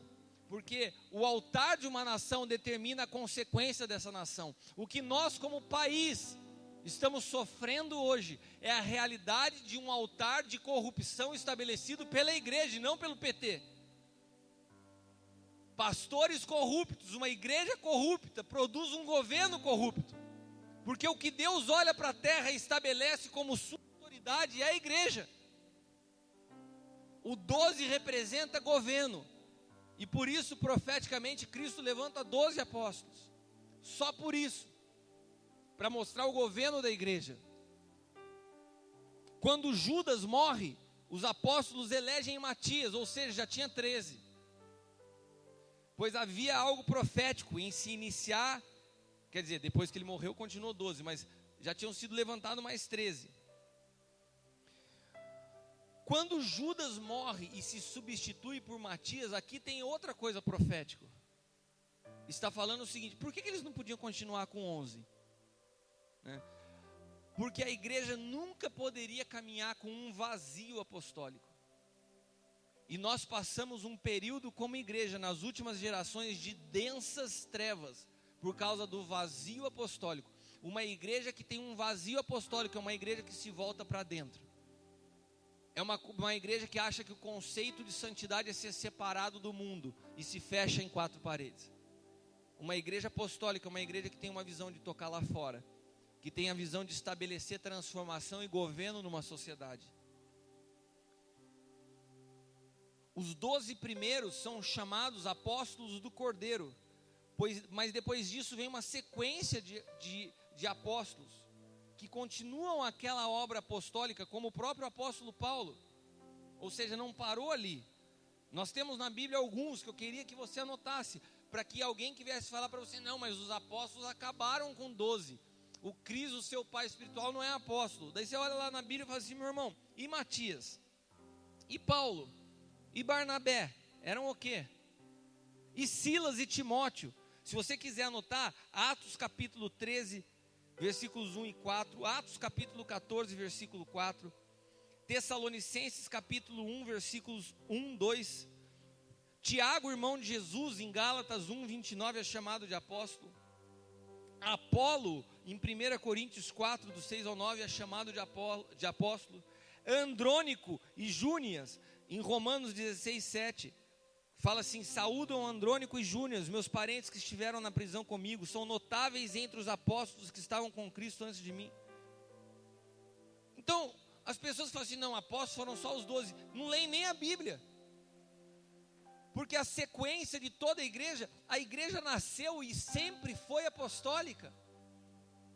Você vê toda a Bíblia falando muito mais de apóstolo do que de pastor. E aonde que ocorreu essa inversão? Que a igreja se torna pastoral e não apostólica? Aonde que ao longo da história se perdeu isso? O Watchman Nee tem uma frase muito interessante. O Pai designou Jesus como apóstolo. Ele foi enviado pelo Pai. Jesus designou os 12 como apóstolos. Ele enviou os 12. E daí ele voltou ao Pai. E depois enviou o Espírito Santo na terra. E esse Espírito de Deus que está na terra continua chamando outros apóstolos. Ou seja, a obra apostólica não parou. Os apóstolos chamados pelo Espírito Santo nessa geração, eles não possuem a mesma função dos apóstolos chamados por Cristo, os chamados apóstolos do Cordeiro, mas seguem com o mesmo ofício apostólico para a edificação do corpo de Cristo. A obra apostólica prossegue através do envio do Espírito e não mais do Cordeiro. O Cordeiro ele chamou os 12, foram os apóstolos do Cordeiro. Mas a obra apostólica prossegue sobre a face da terra, porque a igreja é apostólica e profética. E por isso Paulo diz aos Coríntios, primeiro foram colocados os apóstolos da igreja. A palavra apóstolo também vem, ela é uma palavra que foi adotada na Bíblia, mas na verdade ela era utilizada também pelos romanos, quando se conquistavam novas cidades. E eles precisavam enviar alguém para aquela cidade, para implementar a cultura romana, para implementar a língua, para implementar um pensamento, uma mentalidade. Eles enviavam alguém e falavam assim, você vai lá, apóstolo, para implantar uma cultura, uma mentalidade e a visão de Roma nessa nova terra que foi dominada. Então, quando se a palavra apóstolos é utilizada pelo Senhor, ela tem a mesma conotação de que se usava na época. Por que ele envia os 12? Vocês têm que implementar uma cultura, vocês têm que implementar uma visão e vocês têm que implementar uma linguagem. Qual linguagem, qual visão e qual cultura? A cultura do reino dos céus que é chegado. O reino dos céus chegou. O reino dos céus não está chegando, o reino dos céus chegou. E o reino dos céus não é um governo desse mundo, o reino dos céus é uma pessoa. Quando ele diz o reino chegou, quem que se apresentava? Era um exército, era um batalhão, era um governo como nesse mundo? Não, era o próprio Cristo. Porque o reino era o próprio Cristo. Então não existe governo e não existe reino se nós tiramos Cristo da cena. O governo é dele. E nós como igreja servimos a ele. Amém? Vocês conseguem entender com um pouco mais de clareza a visão apostólica? Amém? Então eu queria chamar o profeta Paulo Ricardo para falar dentro do governo da igreja o papel do profeta. Glória a Deus. Boa noite a todos, a paz do Senhor. Estou feliz de estar aqui com vocês nessa noite, pela segunda vez, com os amigos, e por ter essa oportunidade de falar daquilo que Deus tem gerado nas nossas vidas, como igreja, nesse tempo tão especial. Amém? Quero que você abra a sua Bíblia em Amós 3, versículo de número 7. Eu arranquei um dente ontem. Então se eu assobiar aqui não é unção não, amém?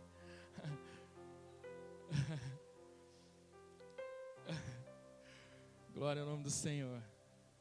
Tem bastante dente na boca, né? Um a menos não vai fazer diferença. Amós 3:7 diz assim: certamente o Senhor Deus não fará coisa alguma sem ter revelado o seu segredo aos seus servos, os profetas. Amém?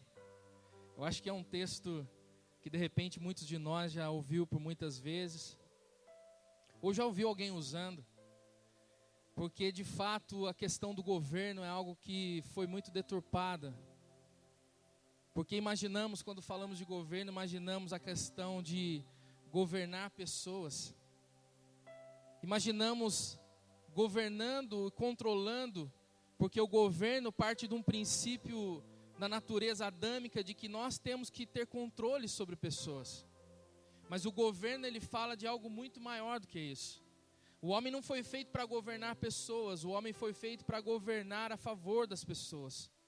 Eu acho que a palavra mais forte para mim de governo foi quando Deus falou com Caim. Porque Caim estava prestes ali a tirar a vida do seu próprio irmão, por conta de uma situação, por conta de um fazer. Nós temos ouvido muito falar sobre fazer. E aí Deus falou para ele assim: olha, o pecado já está à porta, mas cumpre dominar. O governo, ele fala de algo que faz parte de cada um de nós, porque o maior governo na vida do homem é o governo de si mesmo. E por que eu estou falando isso? Porque o ministério do profeta, o ofício do profeta, ele está totalmente ligado ao governo da igreja. A palavra do Senhor fala, não precisa abrir em Efésios, o texto é bem claro e nos fala a respeito deste governo, deste fundamento. Efésios 2:20, edificados sobre o fundamento dos apóstolos e dos profetas, de que Jesus Cristo é a principal pedra de esquina. O ofício do profeta, meu irmão, ele não está relacionado a um indivíduo, está relacionado ao corpo de Cristo. Quando nós lemos aquele texto de Amós, muitas vezes as pessoas se ensoberbecem, achando que o ofício do profeta tem a ver com algo pessoal, com algo particular. Por muito tempo, não sei se você, mas eu ouvi muitos falarem assim: olha, aquele irmão lá, ele sobe no monte e Deus revela a vida das pessoas para ele. E aí, meu irmão, sabe o que acontecia? Entrava-se, através daquilo que era aberto pela natureza humana, entrava-se um espírito de manipulação. E as pessoas, elas eram manipuladas através de uma voz que era contaminada. Porque, meu irmão, Deus fala com o homem e ele se revela ao homem. Só que muitas vezes essa distorção fez com que a manipulação viesse na frente e conduzisse as pessoas a caminhos ainda mais distantes da vontade do Senhor. Hoje essa palavra que nos traz esse entendimento sobre verdade, é uma palavra libertadora. É uma palavra que nos faz entender que muito daquilo que a gente aprendeu, que a gente conviveu, de fato foi fundamentado numa raiz adâmica. O profeta, meu irmão, não é aquele que Deus levanta na igreja para trazer revelações específicas de pessoas somente. O profeta é aquele que anda lado a lado com o apóstolo. Porque, meu irmão, se a gente olhar para a história, se a gente olhar para a palavra, nós vamos ver inúmeras referências. Eu vejo Moisés, que usou do seu braço, da sua justiça, e teve que fugir para o deserto, ficou 40 anos ali, escondido atrás de ovelhas, quando de fato ele era chamado para ser um tipo de apóstolo para aquele tempo, para poder trazer libertação e levar um povo a romper com fronteiras, a levar o povo a chegar no seu destino profético. Mas percebe-se que quando Deus fala com Moisés através da sarça, Moisés ele diz: eu não sei falar. E ali Deus então levanta Arão ao seu lado, e ele ali é colocado por Deus para falar por ele, para falar aquilo que Deus estava trazendo como direção. Nós vemos ali já o tipo do ministério apostólico e profético sendo levantado. Sabe, o ministério apostólico sem o profético é como uma águia que voa com uma asa só. Ela vai começar a voar só em círculos e não vai ter um alcance, não vai ter um objetivo. Sabe, por muito tempo a gente viu o profeta como aquele irmão que sobe ao monte e que revela a vida das pessoas, mas o ofício do profeta, meu irmão, ele está no âmbito de governo para a igreja. Por que Deus diz na sua palavra em Amós que Ele não fará nada sem antes revelar aos seus profetas? É porque o Senhor quer compartilhar da sua mente, o Senhor quer compartilhar do seu coração, o Senhor quer compartilhar daquilo que Ele pensa. E Ele faz uso do ministério profético, e juntamente com o ministério apostólico e os demais ministérios, a igreja, ela consegue avançar na mente e no coração do Senhor na terra. Por muito tempo a gente ficou limitado, meu irmão. O ministério do profeta foi limitado. Aquele irmãozinho, aquela irmãzinha, eu não estou dizendo que, sabe, eu não estou menosprezando isso, mas foi limitado àqueles que se levantavam e muitas vezes até interrompiam os cultos para profetizar.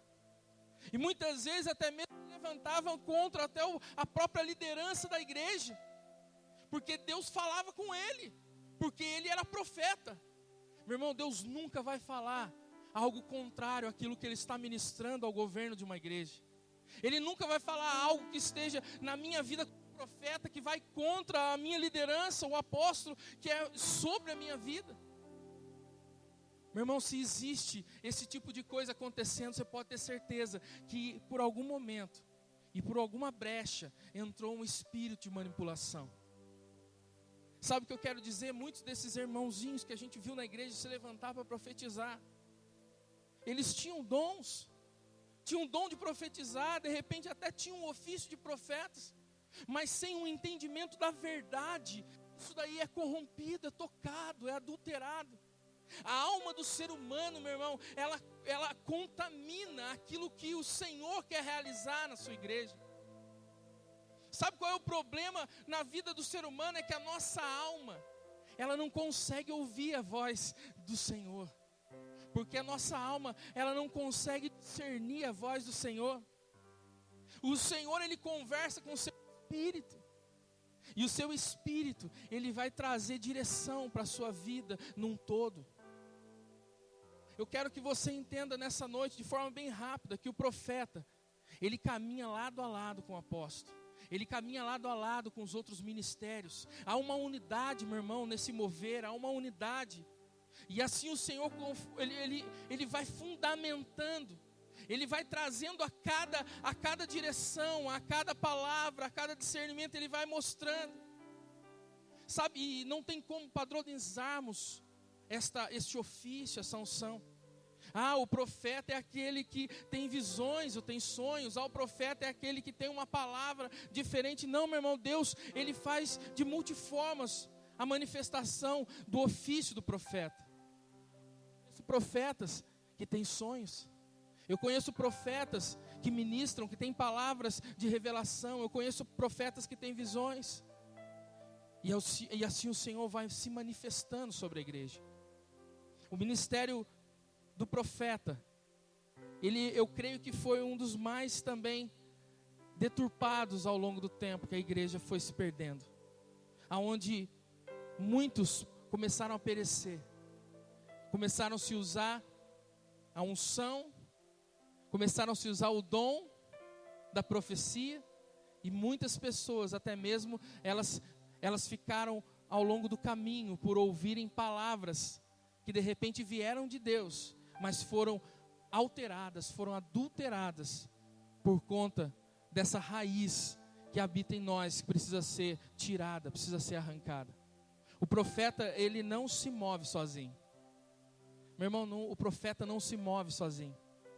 O profeta se move lado a lado com o apóstolo. O profeta se move lado a lado com os 5 ministérios. E ele se move a favor não só da igreja. Você pode ter certeza, meu irmão, o profeta, ele não se move somente a favor da igreja. Ele se move com a mente de Deus no intuito de tocar cidades, de tocar nações.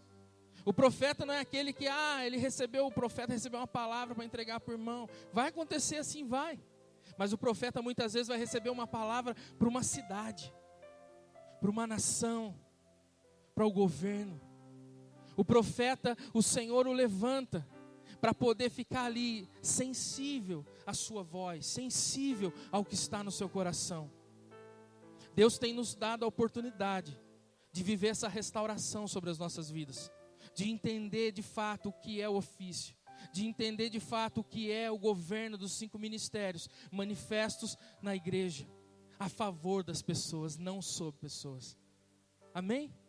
Glória a Deus. Aplauda o Senhor Jesus.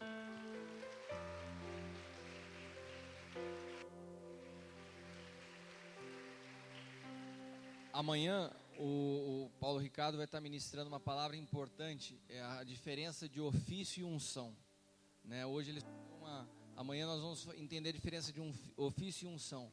Nós podemos ser uma igreja apostólica e não sermos apóstolos. Você pode ser profético e não ser um profeta. Existe uma diferença em você se mover numa unção e você ter um ofício. Amém? Nem todos são profetas, mas todos podemos profetizar. Então a gente vai entender a diferença do ofício, da unção, do dom, amanhã numa palavra específica que ele vai estar ministrando sobre isso. E como uma igreja que é profética, como ele acabou dizendo, ela acaba se tornando uma responsabilidade de transformação da terra onde ela está. Vocês têm mais responsabilidade sobre Pinda do que vocês podem imaginar, por serem uma igreja profética. Amém? Amém? Fê, pastora Fernanda. Receba a pastora Fernanda com uma salva de palmas.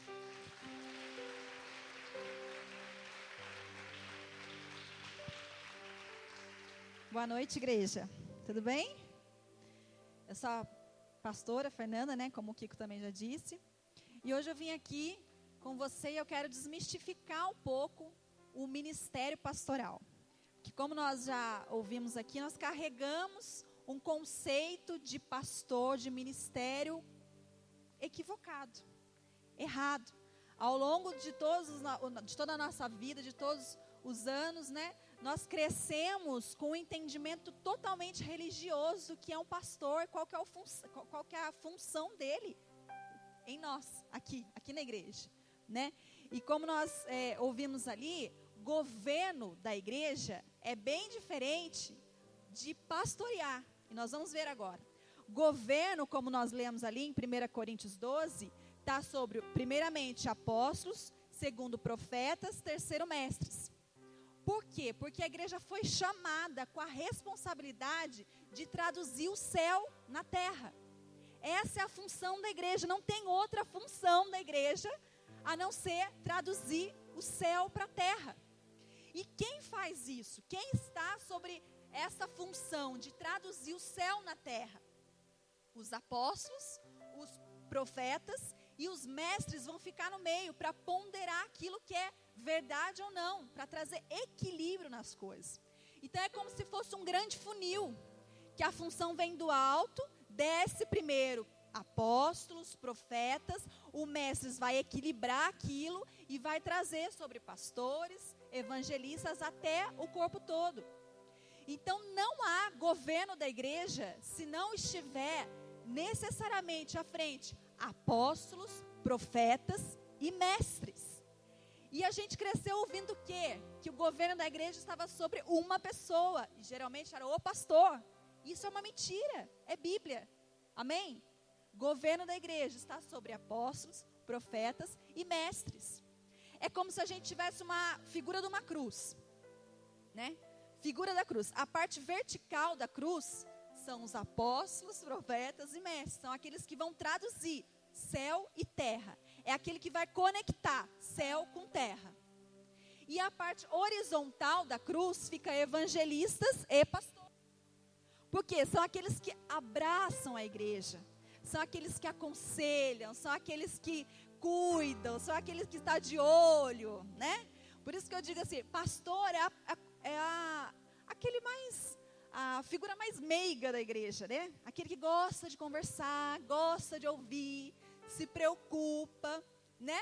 Então isso está sobre a responsabilidade dos pastores. Então você nunca vai ver, por exemplo, um apóstolo aconselhando, até tem, né? Mas não é função dele, aconselhando, discipulando, porque isso está na função do pastor e do evangelista, que é aquele que abraça a igreja. O apóstolo, o profeta e o mestre, eles têm que concentrar todo o tempo dele em quê? Em traduzir o céu na terra, porque eles são a parte vertical da igreja. Amém? Olha só para você ver como a gente aprendeu errado, né? E eu quero que você repita comigo isso, para que isso caia nessa noite sobre a nossa vida, na nossa mente. Amém? Fale assim comigo. Pastor não é uma função administrativa, é um ministério. Amém? Pastor não é líder de igreja. Pastor não é aquele que fica o dia inteiro na igreja administrando. Não é isso. Até pode acontecer, mas não está sobre a responsabilidade dele. Pastor é um ministério. A pessoa tem que ter um chamado. Amém? A pessoa tem que gostar de cuidar de pessoas. Ela tem que gostar de ouvir, né? O pastor é aquele que ouve, é aquele que cuida, é aquele que trata feridas, é aquele que vai endireitar a visão da ovelha, do membro. Para quê? Para ela ser lançada por quem? Pelo apóstolo. Por isso que a gente precisa de todos, né? Como nós lemos aqui Efésios 4:11, fala dos 5. Porque não dá para eu ter uma igreja só pastoral. Senão eu vou ter uma igreja completamente... Eu quero que você preste atenção e você entenda isso comigo. Mas eu vou ter uma igreja completamente almática, que atende a necessidade das pessoas, porque essa é a função do pastor, né?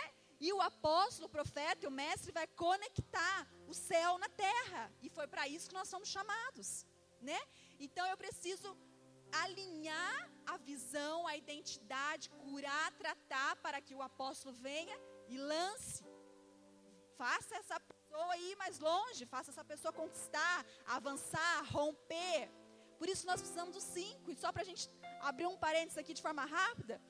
O que é o 5? Pra gente, vocês nunca mais vão esquecer, eu tenho certeza, com certeza, porque eu nunca mais esqueci isso. O apóstolo é aquele que dá apoio, né? O apóstolo é aquele que dá apoio. Sem dedão, você não pega nada, você não faz nada. O profeta é aquele que aponta caminho, aponta direção, né? E toca todos, é verdade, e toca todos, né? Profeta é aquele que aponta. Aponta o quê? Você vai fazer isso, isso, aquilo lá, né? Não é recriminar, ele aponta direção, ele aponta caminho. O dedo do meio é o mais comprido de todos. É o evangelista, é aquele que alcança longe, alcança além das paredes da igreja, né? O pastor é aquele aliançado, aliança, casamento, ele é casado com a igreja, ele tem um compromisso com a igreja, ele está na igreja, ele ama a igreja, ele se dá pela igreja, ele é casado com a igreja.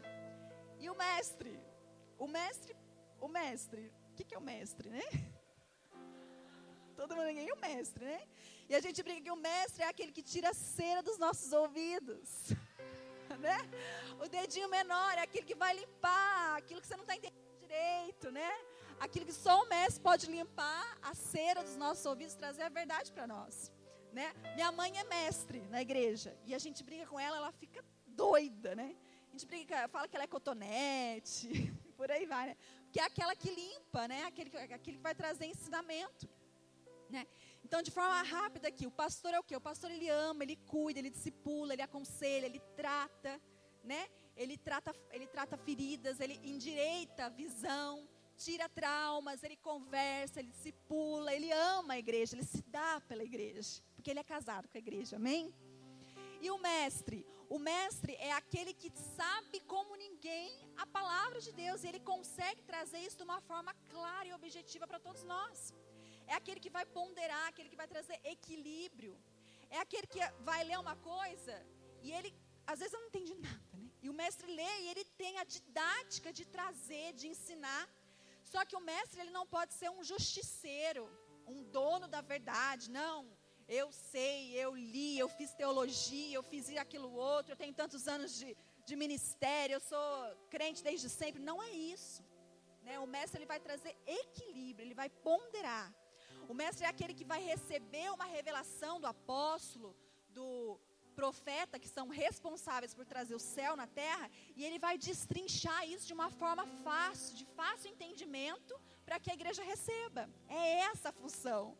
Não é que ele é mais ou menos do que os outros, não é porque ele é formado em teologia, que ele tem 20 anos de igreja, não é isso. Ele vai trazer de forma simples e objetiva aquilo que a gente não consegue entender, mas que os apóstolos e os profetas captaram do céu, porque eles são conectados com o céu. Amém? Então tá bom. E aí depois a gente vai ver, a gente já falamos dos apóstolos, profetas, vai faltar um que a gente vai ouvir. E aí, para ilustrar isso, nós vamos falar de forma rápida, como uma história, para que fique fácil o entendimento, né? Como eu falei agora, da mão, né? Então, haviam 5 carros numa estrada. Os 5 carros estavam indo para o mesmo lugar, na mesma direção, para o mesmo destino. E os 5 carros estavam caminhando numa estrada, uma estrada toda esburacada, sem asfalto, né? E aí os 5 carros testemunharam um grave acidente de um outro carro, né? Um 6º carro aí. Testemunharam de perto e viram aquilo. E aí esse 6º carro passa por um acidente terrível, capota e explode, aquelas coisas que a gente já sabe, né? E os 5 viram aquilo. O primeiro a parar o carro, sair, abrir e ir lá ver o que aconteceu é o pastor.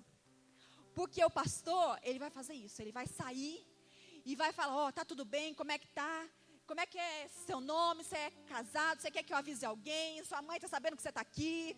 Já tira sinais vitais, se tiver ferimento, ele já arruma ali. O pastor é aquele que é preocupado com tudo, está de olho em tudo, presta atenção em tudo, está preocupado com as pessoas. Se tem cobertor perto, ele já pega ali e já começa a juntar um punhado de gente do lado. Ele fala, gente, se afasta. Eles precisam estar aqui. Sabe, esse cuidado é o pastor. Ele vai fazer isso. E aí no final de tudo, depois que ele apagou o fogo, né, aquela situação toda, ele para e pensa assim, por que eu não fiz medicina? Né? Ele sempre faz pergunta, por que eu não fiz medicina? Eu sou tão cuidadoso com as pessoas, eu estou tão preocupado, por que eu não fiz medicina? Né? O segundo a sair do carro, o segundo carro, né? O segundo a sair para ir lá acudir é o mestre. E o mestre chega e ele não fala muito com as pessoas. Ele fica analisando a situação. Então ele vê marca do carro, aí ele começa a estudar quantos metros foi daquela marca até o carro que está não sei na onde, sabe aquela coisa? Ele conhece como ninguém todas as leis de trânsito.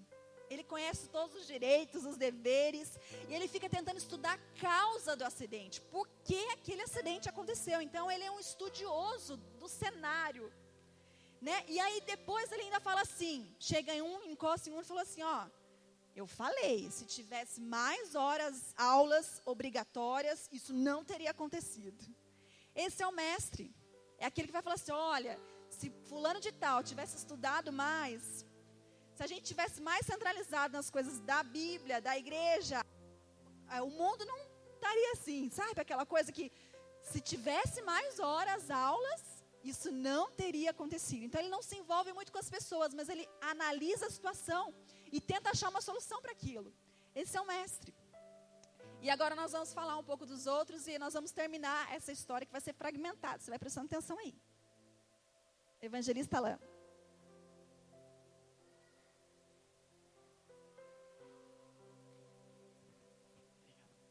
Boa noite, gente. Tudo bem? Tudo bem? Que bom, né? Estamos aqui. Quantos aqui estão com fome de Deus? O André já está pensando no carrinho de lanche ali da frente. Tá mesmo? Sabe que quase que eu não vim para cá. Eu estava atrasando no trabalho, mas se eu não viesse também não ia ter problema. Eu ia ligar para o Cris e falar, põe o Tiago no meu lugar.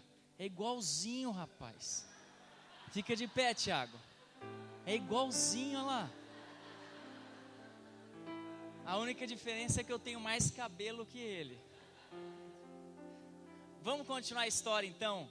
E eu vou falar um pouquinho sobre o ofício do evangelista. E dando sequência na história da...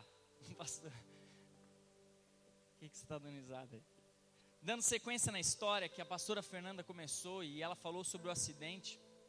E vinham 5 carros. E o terceiro carro vinha um evangelista.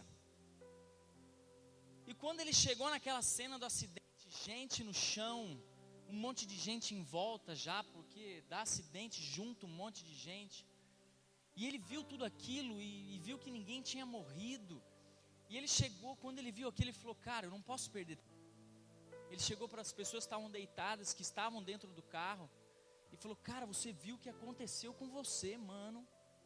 O cara lá deitado, com protetor no cervical, e o cara falou: vi. Eu falei: velho, você tem que entender que se você não morreu, você tem um propósito.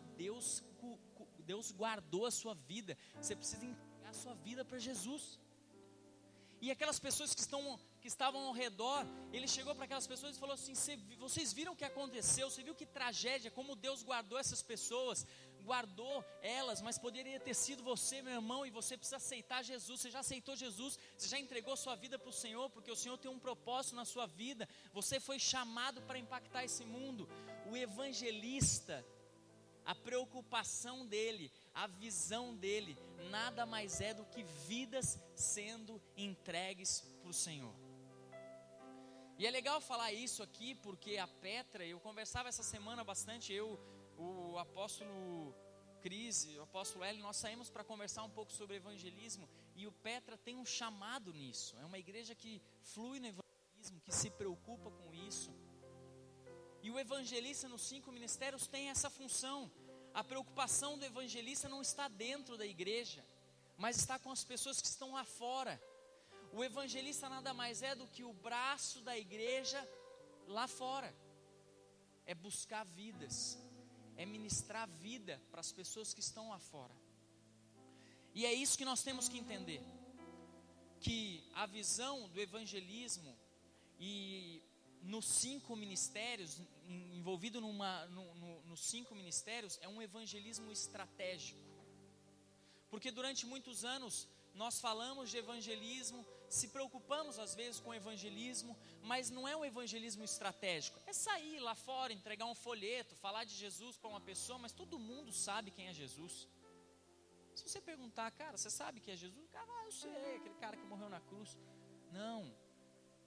Nos 5 ministérios, Deus ativa um evangelismo de estratégias, porque nós discernimos o tempo com o profético. O apostólico, ele vai à frente. O apostólico, ele abre o caminho, ele pensa, ele ajuda. O profético discerne a atmosfera profética, e o evangelismo vai de forma estratégica. Age nas pessoas, sabe o que está acontecendo, que espírito que tem naquele lugar. E nós passamos a ter então um evangelismo de forma estratégica. E qual que é a função do evangelista? Nada mais é do que gerar vida. Gerar vida para que as pessoas que estão lá fora, preste atenção. Eu durante muitos anos, eu vivi numa estrutura religiosa e eu saí muitas vezes para evangelizar. E quando nós íamos evangelizar, tinham pessoas que eram meus líderes, eu ia com eles. Nós evangelizávamos muitas pessoas e orávamos para aquelas pessoas aceitar Jesus. Eu me lembro um dia que nós entrávamos em lugares onde tinham pessoas se drogando, entrava em bares e a gente orava com as pessoas ali e ia embora. E naquele dia, eu não sabia nem quem era aquela pessoa direito, eu não tinha dado contato nenhum para aquela pessoa, eu não via mais. Eu me lembro que um dos meus líderes chegava no púlpito da igreja, no outro dia que saiu para evangelizar, e falava assim: na noite passada, nós saímos para evangelizar e nós ganhamos 50 pessoas para Jesus. Mas cadê essas pessoas? O cara orou, aceitou Jesus, disse que aceitou Jesus, ele não sabia nem que estava orando. Muitos drogados, muitos estavam bêbados.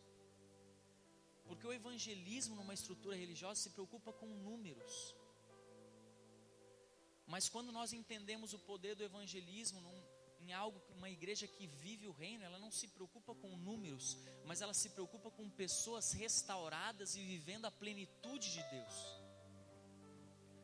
Então aí está a diferença de você viver os 5 ministérios e a plenitude de Deus, porque você traz essas pessoas lá de fora para cá, e aí você permite que essas pessoas sejam tratadas e cuidadas pelos outros ministérios. Porque o evangelismo traz, e chega aqui, o pastor vai lá, aconselha, tira o carrapicho, cura, o mestre ensina, o profeta aponta o caminho, o apóstolo abre o caminho, dá fundamento. Vocês estão entendendo? Eu estou acabando já. Eu quero dar um exemplo bem prático disso. É como se fosse uma pessoa que nasce, uma criança, um bebê. E todas as vezes que nós aceitamos Jesus, o que a palavra nos ensina é que nós nascemos de novo, certo? E quando você evangeliza uma pessoa e se preocupa apenas com um número, é como se você gerasse um bebê e largasse ele na sarjeta. E fala assim, ó, cresce aí, se vira. E aquele bebê não aguenta, ele morre. Mas quando nós vivemos os 5 ministérios e vivemos isso na plenitude, é como uma criança que nasce, gera vida, essa pessoa aceitou a Cristo, gerou vida, um bebê nasceu, e você leva ele até a maternidade, e ele tem todo o suporte, toda a aparelhagem, tudo que ele precisa para que ele cresça, se desenvolva, tenha fundamento, tenha vida para prosseguir no propósito que ele foi criado. Amém? E dentro de cada ministério que nós falamos aqui, nós estamos falando rapidamente, cada ministério tem uma maleta, uma caixa de ferramenta, que são dons, são características pessoais de cada ministério, que Deus dá, para que o ministério seja exercido de forma plena. E algumas coisas que tem na maletinha de ferramenta do evangelista, né, do ofício do evangelista, e eu quero falar aqui 2 principais. Uma é dons de maravilhas, de milagres. Isso faz parte do ministério do evangelista. Porque quando esse dom é manifestado de cura, de maravilha, as pessoas são impactadas. É impossível uma pessoa ser curada e a pessoa que está ao lado não ser impactado por isso. Então isso faz parte da maleta do evangelista. Milagres, maravilhas. Outra coisa que faz parte também da maleta do evangelista é uma graça dada por Deus para se relacionar. Essa pessoa, o evangelista, ele tem um dom em Deus que ele se relaciona fácil, ele é comunicativo. Percebe, ele está do lado da pessoa, ele já está conversando, ele já está dando risada, está fazendo piada. Eu quando sento do lado de às vezes eu saio com mulher e mulher nem gosta de provar roupa, né? Eu não sei que tanto que vem roupa. E quando a gente chega numa loja e ela fala, amor, vou provar uma roupa, vai lá. Eu sento do lado, sento, sei lá, num canto, paro num lugar. Se para alguém do meu lado, às vezes um marido, um namorado, um homem que está esperando a outra mulher ali, eu não consigo não puxar um assunto. Sei lá, eu fico desesperado, eu puxo o assunto. Faz parte de algo que está dentro. Isso faz parte da maleta do evangelista.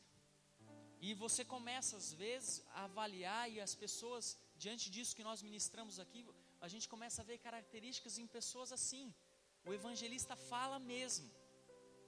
E deixa eu falar uma coisa, para encerrar aqui. Entenda isso, a função do evangelista nada mais é do que impartir o Cristo que está aqui dentro, que habita dentro, para as pessoas que estão lá fora. E a função do evangelista nada mais é também do que fazer com que a igreja ame isso. Esse fogo que tem dentro do evangelista por almas, tem que impartir e tem que ser impartido para as pessoas que estão na igreja também, porque evangelizar não é um ofício apenas dos evangelistas, é um ofício dos evangelistas, mas não é uma função apenas dos evangelistas. A Bíblia diz, ide por todo mundo, o ide é para todos. E nós como igreja, independente do seu chamado, independente do seu ministério, nós temos uma função que está sobre nós, evangelizar. Meu irmão, não espere só o evangelista ir lá fora falar. Se você está no teu trabalho, você tem uma função, um encargo, e não é evangelista, você tem a missão de impartir o Cristo ressuscitado que habita em você. Então, por favor, não deixe de falar de Cristo. Alan, mas eu não sei, sabe? Cristo habita dentro de você. Pede estratégia para Ele, Ele vai te dar. Na hora certa, da forma certa, Cristo vai te dar a estratégia para você falar para as pessoas. Tem gente, tem facilidade para falar, vai logo falando. Tem gente que é mais tímido, que é mais quietinho, mas dentro da sua forma, daquilo que você vive, Deus vai te dar estratégias. Amém? O evangelismo eu gosto dessa frase, o evangelismo é o maior ato de amor que a igreja pode exercer sobre o mundo. Porque o evangelismo nada mais é do que manifestar o amor de Cristo sobre a vida das pessoas. Amém? Deus te abençoe, meu irmão. Aplauda o Senhor.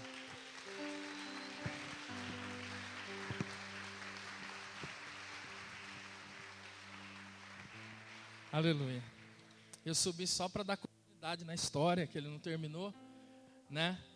Então o acidente está ali, e aí já parou o carro do pastor, já parou o carro do mestre, e também o do evangelista. E aí de repente também vem lá o profeta, que ele também estava ali no meio. E aí quando ele chega na cena, ele vê as pessoas ali sendo cuidadas, todo o procedimento acontecendo, ele para, e ele olha para aquilo, ele já começa a ficar assim, pensativo. E na mesma hora ele fala, caramba, parece que eu já vi isso. E aí na hora o Espírito Santo já mostra para ele, porque ele já tinha tido um sonho. E ele pega o telefone e liga para o apóstolo, apóstolo, lembra aquele sonho que eu compartilhei com o senhor? Sei, qual sonho? Aquele sonho que aconteceu isso. Falei, sei o que aconteceu. Cara, eu estou vivendo ele aqui agora. Aquele sonho era nada mais era do que a revelação do que ia acontecer no dia de hoje. Então o profeta ele já começa a ligar as coisas, ele começa a ligar aquilo que Deus falou para ele, aquilo que Deus mostrou num sonho, numa visão, e que ele levou para o apóstolo para poder ajudar no discernimento. Porque o profeta que anda alinhado numa visão apostólica e profética, uma visão de governo na igreja, ele não vive tendo revelação sozinha. Porque ele entende que a revelação não é só para ele, a revelação é para um corpo. A revelação, ela passa por esses filtros, aonde o Senhor traz a vontade dele para ser estabelecida. Então ele chega na cena, ele lembra que aquela cena era a visão, o sonho que Deus tinha dado a ele, que ele já tinha compartilhado com seu apóstolo, para que os dois ali tivessem um discernimento do que ia acontecer. Amém? Glória a Deus, o apóstolo agora.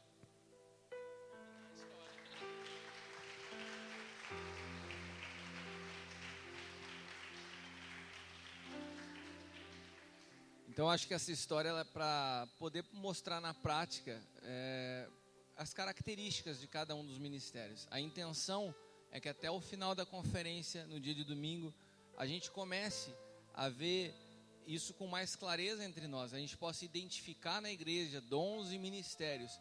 Porque quando uma igreja começa a fluir com um presbitério dentro dos 5 ministérios, quem é edificado são as próprias pessoas. Então é importante que nós possamos entender essas características. É engraçado o Alan falando do evangelista, porque ele fala das características que são deles. A Fê falando como pastora, ela fala das características que são dela. O Paulo Ricardo contando, é exatamente assim que funciona, né? Apóstolo, tive um sonho, o que você acha disso? A gente procura interpretar. E nessa figura do acidente, o que será que teria que ser a visão do apóstolo no meio de tudo aquilo ali? Ela começa a história dizendo que numa pista escorregadia ou com buraco ou acidentada, acontece todo aquele incidente. O apóstolo ele é enviado para ir à frente, para exatamente impedir que aconteça o acidente. Então, por que o apóstolo é enviado? Para que ele possa aplanar um caminho, para que ele possa tirar as possibilidades de algum tipo de acidente, e que se tiver que alguém sofrer a consequência, seja ele, para que os que vierem depois não venham a passar o que passaram os 5 ministérios. Os 5 ministérios não, o que passaram as pessoas que vieram depois. E eu vou te falar uma coisa, a gente tem experimentado isso. Deus tem me colocado hoje dentro de um ministério, o Ministério Sonho de Deus, onde eu sou responsável pelo esse braço apostólico para fora. E nós temos tocado algumas nações, de onde a gente vai na frente, lugares que a gente prepara o caminho para que depois a igreja venha edificando, que não são fáceis. Eu já tive a oportunidade de estar, por exemplo, em Cuba, onde eu vi a minha esposa passar por situações de saúde que eu pensei que ela fosse morrer. Já tive a oportunidade de estar na Venezuela, de passar pela África e de passar por alguns lugares onde a gente prepara o ambiente, onde a gente vê a terra, para que depois a igreja possa chegar e começar a edificar, porque você vai preparando o caminho e colocando o fundamento. Assim trabalham os 5 ministérios. Nós necessitamos uns dos outros. Não tem maior e nem menor, porque no reino de Deus aquele que quer ser o maior tem que ser o primeiro a servir. Então eu diria que a primeira função do ministério apostólico é servir a igreja. É servir a igreja. É servir aos outros ministérios. Uma paternidade que serve, não uma paternidade que usurpa a autoridade. Se eu preciso defender a autoridade, é porque de fato eu nunca tive autoridade. Porque um ministério apostólico genuíno, ele nasce para servir e não para exigir. Amém?